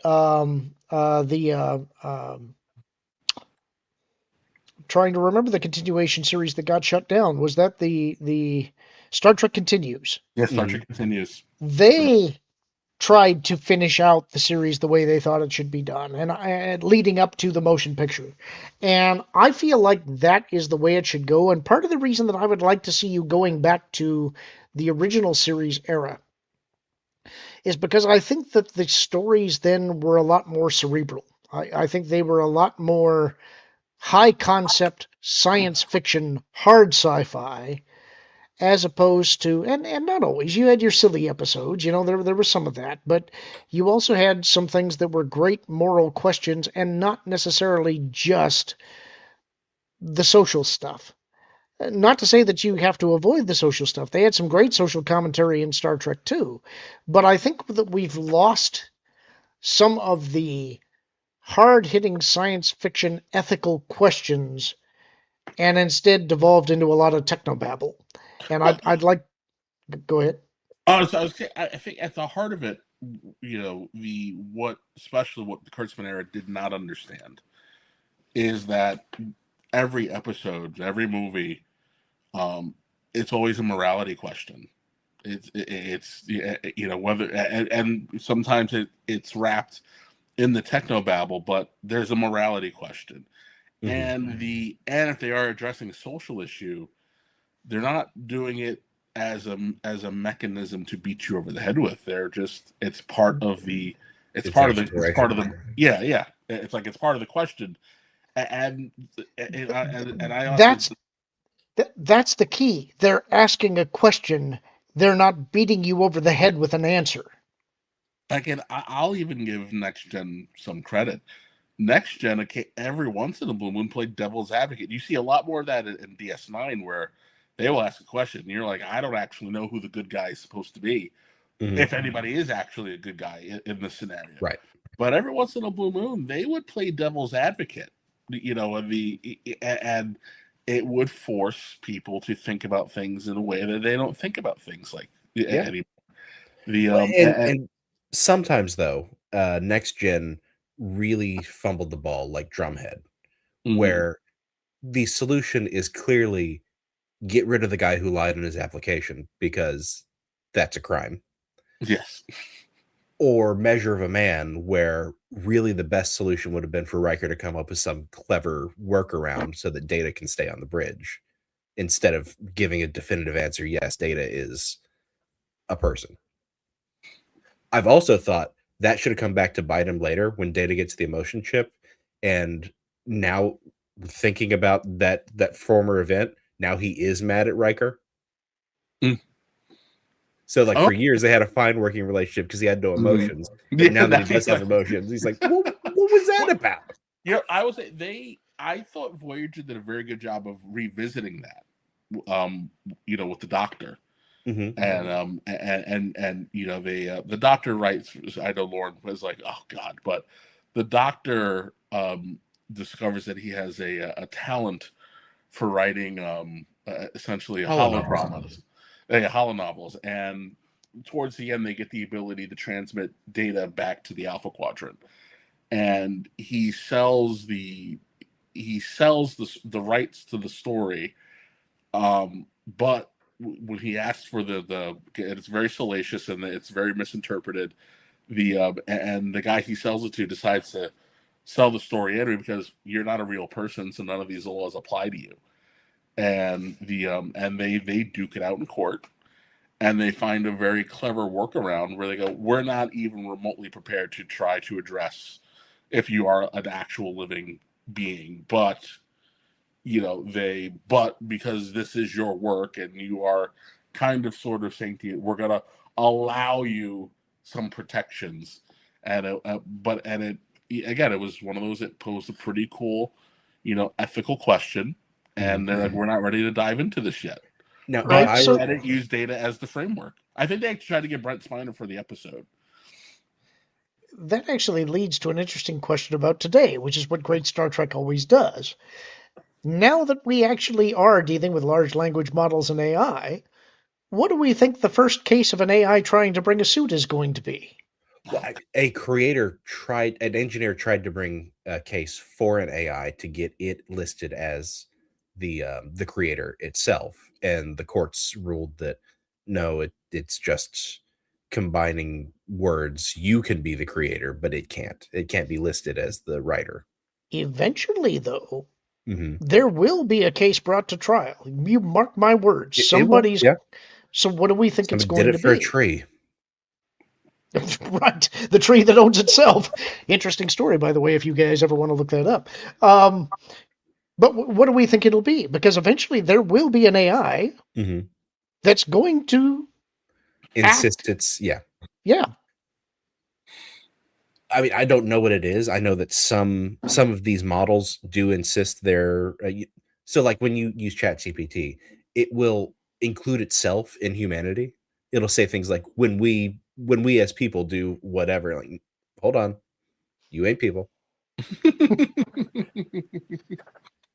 Which What's going to be interesting is when they start demanding that they have normal breaks and vacation periods, that they can't be worked 24/7. I always thought that the doctor, it would have been more interesting to me if the crew treated the doctor as if he was a person, but the doctor the entire time was insistent, no, I'm a program that is made to make you think I interact with you in order to get these responses from you because I'm a medical hologram. Like the entire time, he should have been absolutely insistent he's not real. But then I would have layered it in that Tom Paris, is also doesn't believe the doctor is real either. But for some reason, he always tinkers with things and he becomes attached to stuff the way we do here in our century, but they don't seem to in Star Trek. So something happens, the doctor has to be reformatted to a previous version, and Paris is upset for a couple of episodes because he's lost that connection that he had. That would have been interesting. They kind of flirted with that a little bit, right? Didn't something happen to the doctor where he kind of had to be reset for a little bit? Mm-hmm. They did it early on, so what you yeah, and they left a copy of him in different places and things like that. I do love the one where you find out that a copy of his program was left behind, and it's an entire alien species has been misreading everything, and they have the crew of Voyager. Have they been misreading Janeway? Janeway is this vicious despot, just tormenting and terrorizing everybody.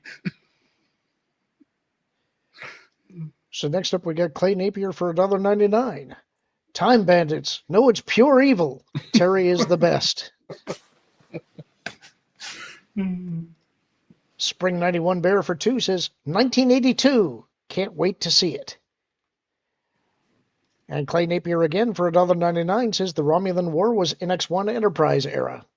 I think the problem with the Romulan War, and I understand why they avoid it, and especially too if we're, if we wind up getting Star Trek United, it takes place after the Romulan War stops. Is we don't know what they look like, and we're lobbing a bunch of nukes back and forth, and I don't know how much of a show.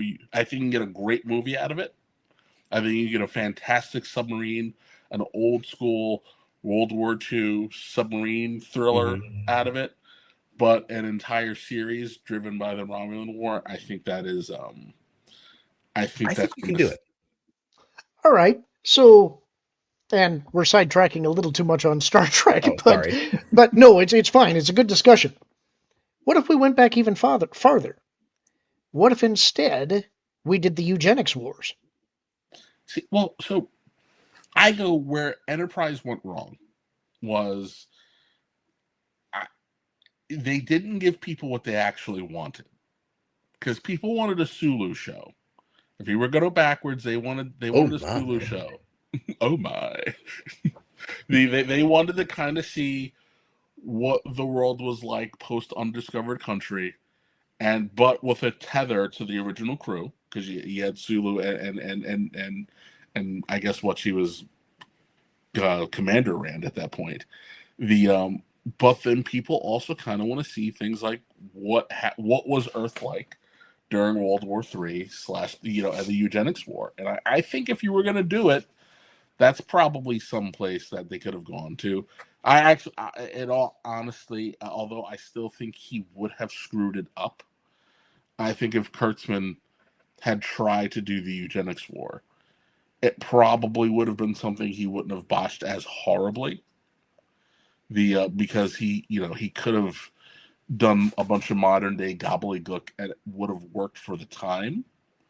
But anything else he touches is just nonsense. So there's a couple things here about the eugenics war. One is that I don't know if this holds true for Kurtzman Trek, but for the rest of Star Trek, there has not been a mainland Chinese character in all of it. You've got Taiwanese people, you've got Korean people, but you don't have mainland Chinese people. My headcanon is that Khan destroys China on his way out. But do you set a eugenics war in the 90s, or do you move it forward? Because the way Star Trek has done it, they've like, oh, well, this didn't actually happen in our world, so we're going to move it forward. I say it's an entirely different fictional universe. Just go ahead and set it in the 90s. Yeah, I agree. Yeah, I've been very anti. I've been very anti the Kurtzman model of the timeline is fluid, like it has to happen. But I'm like, everything's fluid in the Kurtzman. Yeah, I know. I was like, no, just do it in the 90s. You said it happened in the 90s. Throw it in the 90s. I would be willing to even say, hey, you tried to do certain things that maybe if it's supposed to happen in 96, it doesn't happen in 96, it happens in 98, but let it happen in the 90s. Mm-hmm. And we do have indications within the show that their records of what happened in that period are woefully incomplete. Mm-hmm. Well, that's right in the encounter at Farpoint. Mm-hmm. They deal with that in the premiere episode of The Next Generation. But I think if you want to please fans, they always get upset when you mess with previous canon. So you leave it as it is. I understand the appeal of trying to move it forward, but you're always going to hit the later timeline sometime. So just leave it as is. The Terminator takes place when it takes place. Escape from New York takes place in 97. It's like just leave things where they're at. I think where Enterprise is uniquely positioned for them to revisit is that the show never got a proper ending. And so if you go and you do this United thing, it gives them a chance to undo the misjustice that was the actual last episode. Although it's a fantastic concept, but it should not have been the final episode. Mm-hmm. And because they did throw in the line about another line about how the records from that era were also not that great. It gives them the ability to undo some creative decisions that they did in that final episode. Like maybe Tucker is working for Section 31. Yeah. Tucker. Trip doesn't die, and Tucker. Malcolm. Yeah. So and because you get to give a big send off, and you I think it's an option to bring everybody back in. Okay, guys, this is how the universe works. If you really wanted to, if you really, really felt like you needed to correct a lot of the stuff from the last 10 years, there's also an opportunity there because the temporal Cold War was never really truly resolved. and the writers did let it slip that it was always supposed to be Archer. It was supposed to be a future Archer who was the actual I hated that. manipulator of the events. I personally didn't really like that, but I also can understand how you got there. The if you say something like the timelines, like if you say something like he never made it out of the, like, there's an Archer who never makes it out of the awful timeline. So he's basically quantum leaping. Yeah, He never returns home. yeah. You could say there's because we know the time, frankly, the time prime line's been fractured anyway. Before we fracture it with red matter, you could argue that a lot of the nonsense that's been happening is the Archer who doesn't make it out of the dystopian future has been manipulating events to try to prevent certain things from that future from happening, and then our Archer goes, "Hey, I really kind of need you to knock it off, and just let this kind of play out the way it's going to play out." And then you can kind of it makes it easier to headcanon some of the Kurtzman stuff and just put it away and just act like it never happened. All right, so we're going to get to my list, and my list is pretty short because I didn't actually see a whole lot in 81 that really set my world on fire, and I also left some of them for the other guys. Most of these, though, fascinatingly enough, are all Genre Guys episodes that we've done. So I'm kind of going to give another plug to that pod place. I would ask you again, please, guys, please subscribe, ring the notification bell. We're really trying to bring that channel online. I've got some personal reasons for wanting that to gain viewership as well. You'd be helping me out if you guys do that, so I would appreciate that. But the first movie we're going to talk about is Looker. And this is one that Lou recommended. This was based on a Michael Crichton novel. This one actually surprised me. Somehow I had never heard of it. It's kind of a weird concept. It stars Albert Finney as a plastic surgeon, and he has these gorgeous models that are coming to him to have work done. Because they want to be made absolutely perfect, because they all have this client that is hiring them to come in, and they all need to be absolutely perfect within a millimeter. And these girls start turning up dead, and he ends up getting involved in an investigation with it. It involves a high-tech, I guess you'd call it a weapon, kind of, that this company is developing, but it also involves early ideas about AI and advertising. It's actually, in many ways, surprisingly prescient about today. If you take the light gun out of the equation. I really enjoyed it. It was a movie that I had somehow never heard of, never expected. I never would have thought of putting Albert Finney in a lead role for this kind of a movie, but it really does work. It's a good movie. It's worth seeing. The next one up was Blowout. And this is actually kind of a remake of a movie that came out in the 60s, which I didn't like as much, called Blow Up. That movie involved takes place in the UK and involves a photographer possibly stumbling upon stumbling upon a murder when he realizes that he's captured something in an image that he didn't realize was there. I didn't particularly care for that movie. But this movie came in 81, obviously. That's the year we're in, but it stars John Travolta. It's a Brian De Palma remake, and I much prefer this movie. This is more of a neo-noir, and in this one, John Travolta is playing a guy who he goes out and he captures sound effects that are to be used in movies. And instead of capturing a picture, he's captured a sound that he believes is tied to what amounts to a political assassination.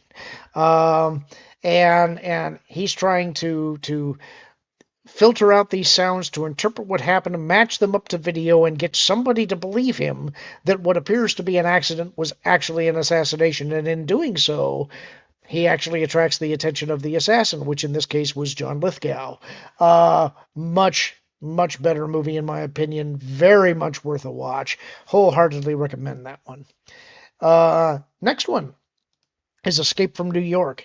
You guys all know this is one of my my favorite John Carpenter movies. I really like John Carpenter's stuff. Uh, I love Kurt Russell. There's nothing not to like in this movie. I adore it, especially the soundtrack. Carpenter does his own soundtracks for most of his movies. He's very heavily synth inspired. I just love it. Years ago, they tried to get another movie off the ground that was Escape from Earth. Nothing ever came of it.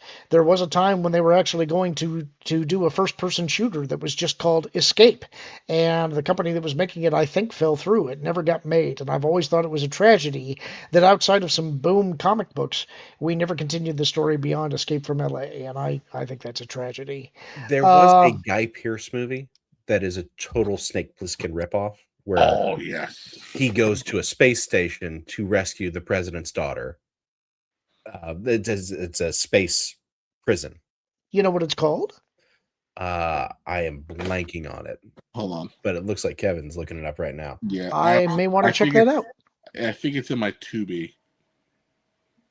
I'm not a huge Guy Pearce fan, but I might want to see that.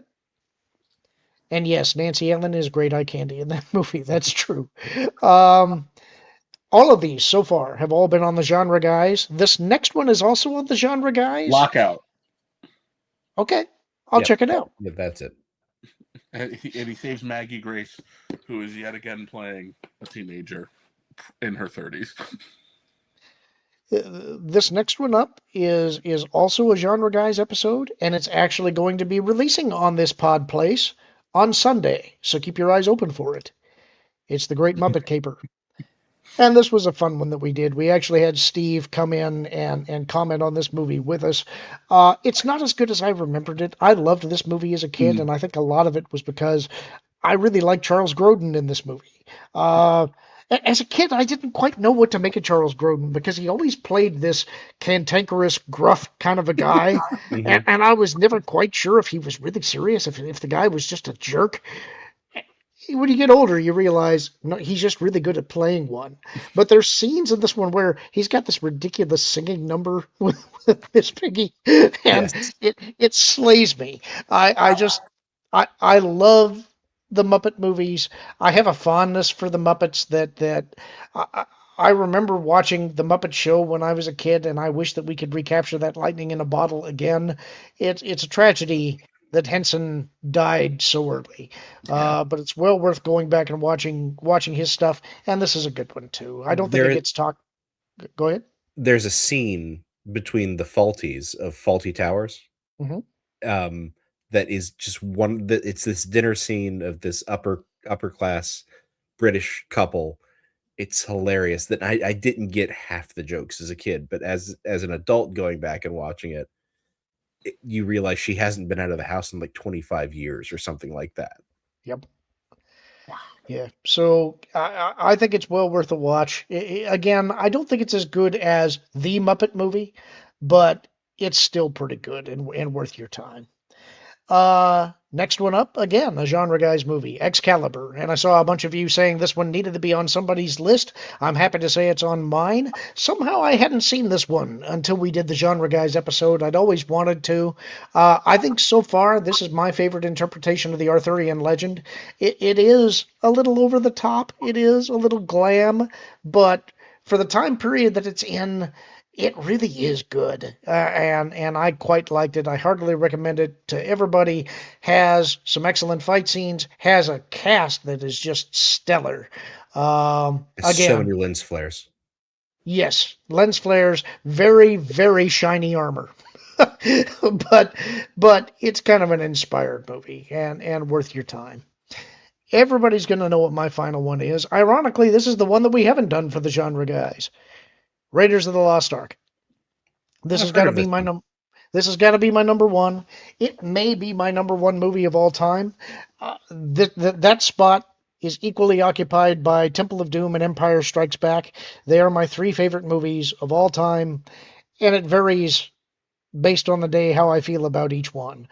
But Raiders is unique in a kind of way that if we had never gotten any other indie movies, I think you could have put this one right up against Casablanca, Treasure of the Sierra Madre, those kind of movies that were of a time and of a particular spirit.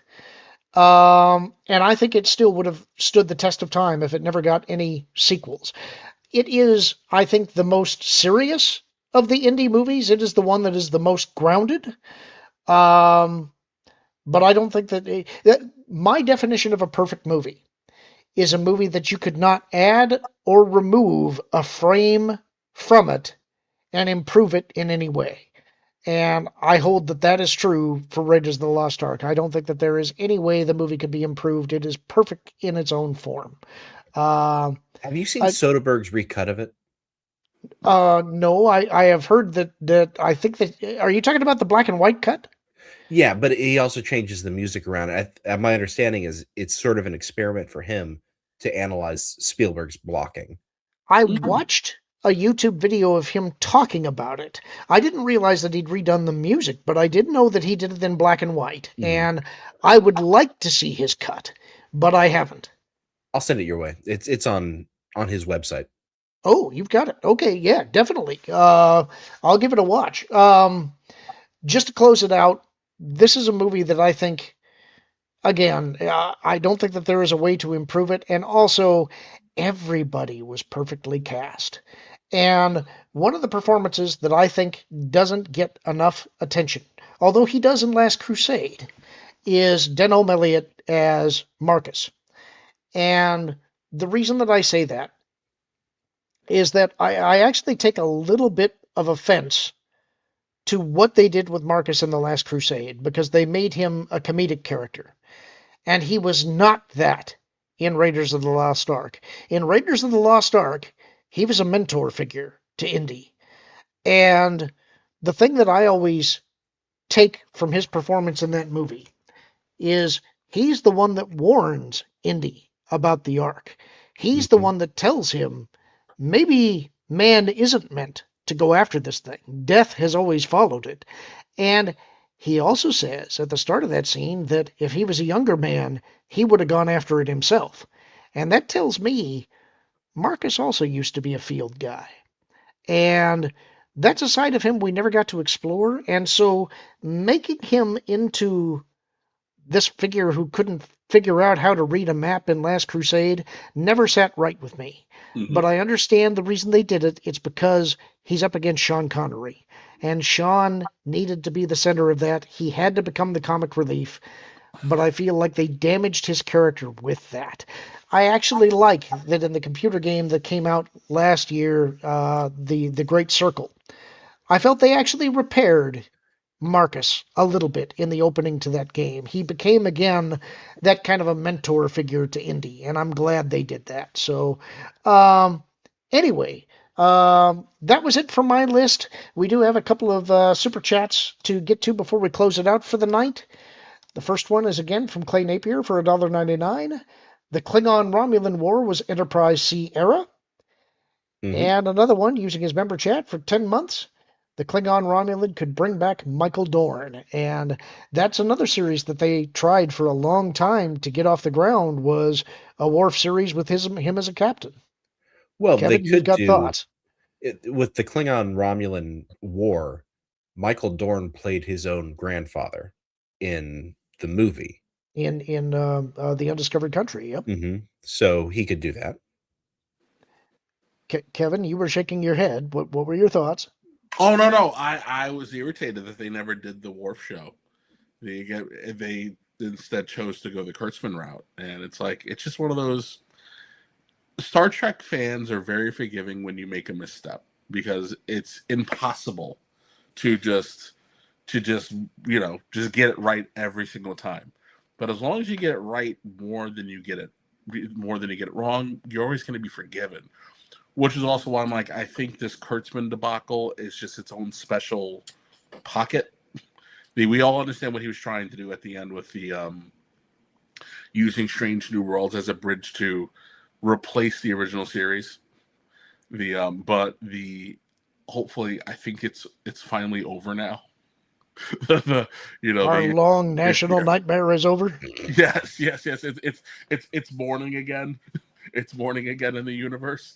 Make Starfleet great again. Yeah. So the to their credit, they used that. What's his name? I can't remember the writer's name, but when he announced that he had been talking to Paramount about United, one of his posts was "Make Starfleet great again." the but like yeah, if they had just done the Captain Worf thing, because there's different things you could have done with it too. It didn't have to eat. I don't know. I think an easy fix for Star Trek that'll give you the freedom to have old members pop in and out, but introduce a whole new slew of people, is to do something that is that's more I would inject a little NCIS into Star Trek. And Sunglasses. Expand on that. I would have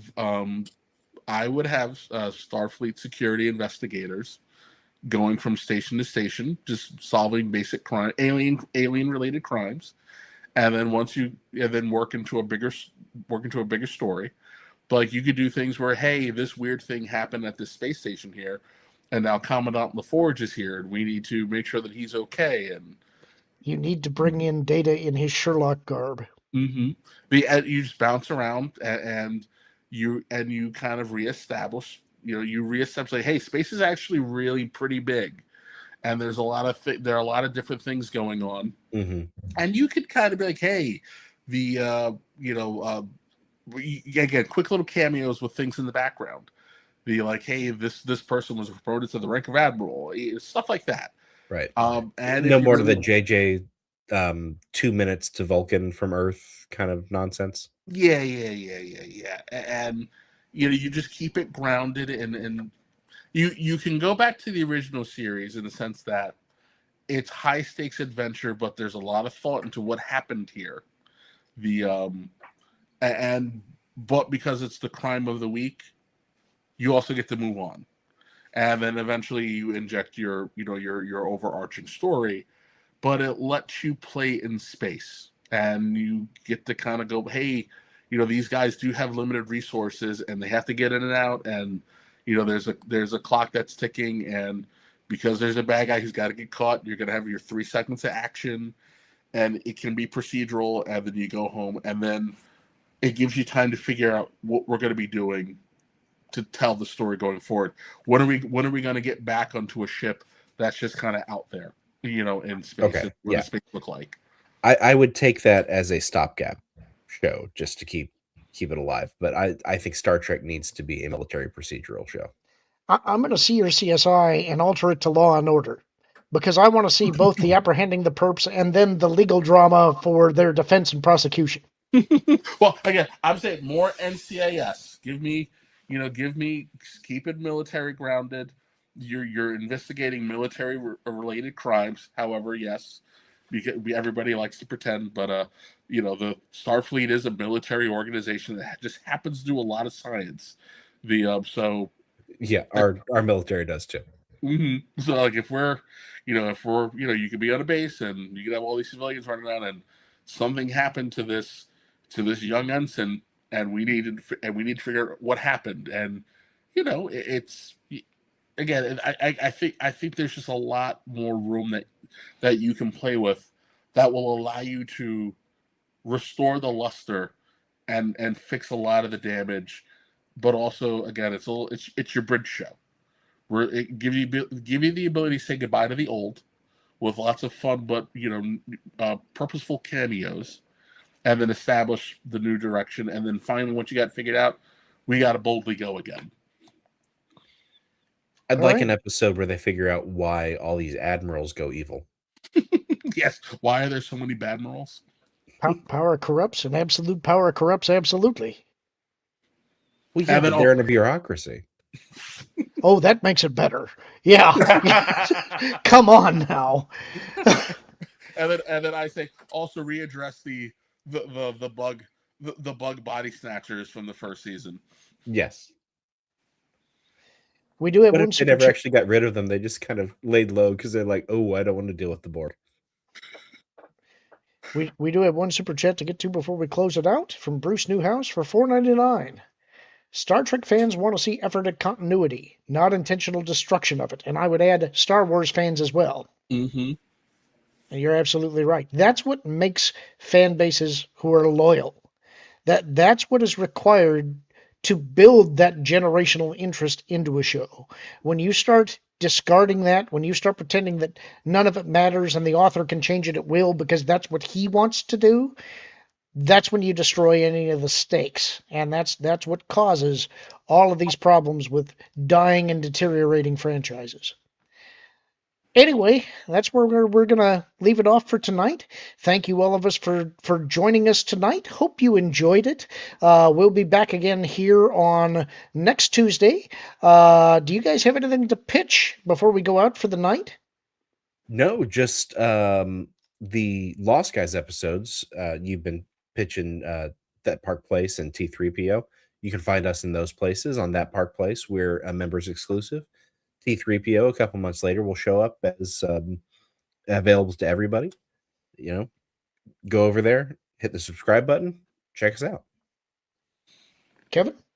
I don't have much. I might go live tomorrow again if I just am bored with nothing to do and decide that I'm going to get a weird little whim. So, you know, if anybody happens to want to be around and decides they want to jump in and watch me not have anything to talk about other than what pops into my brain when I'm sleep deprived, you know, feel free to jump in there. All right. Everybody keep your eyes open for when he goes live. Thanks again, guys. Hope you all have a great weekend, and we'll see you real soon. The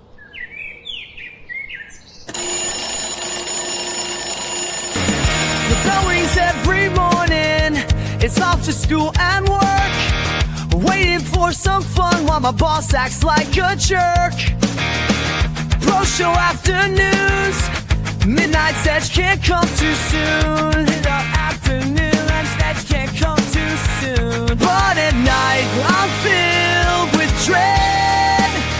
I know just what I'll do instead. Come on and follow me.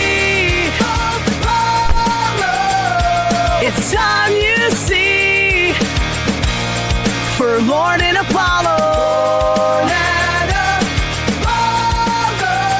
Time to laugh and learn.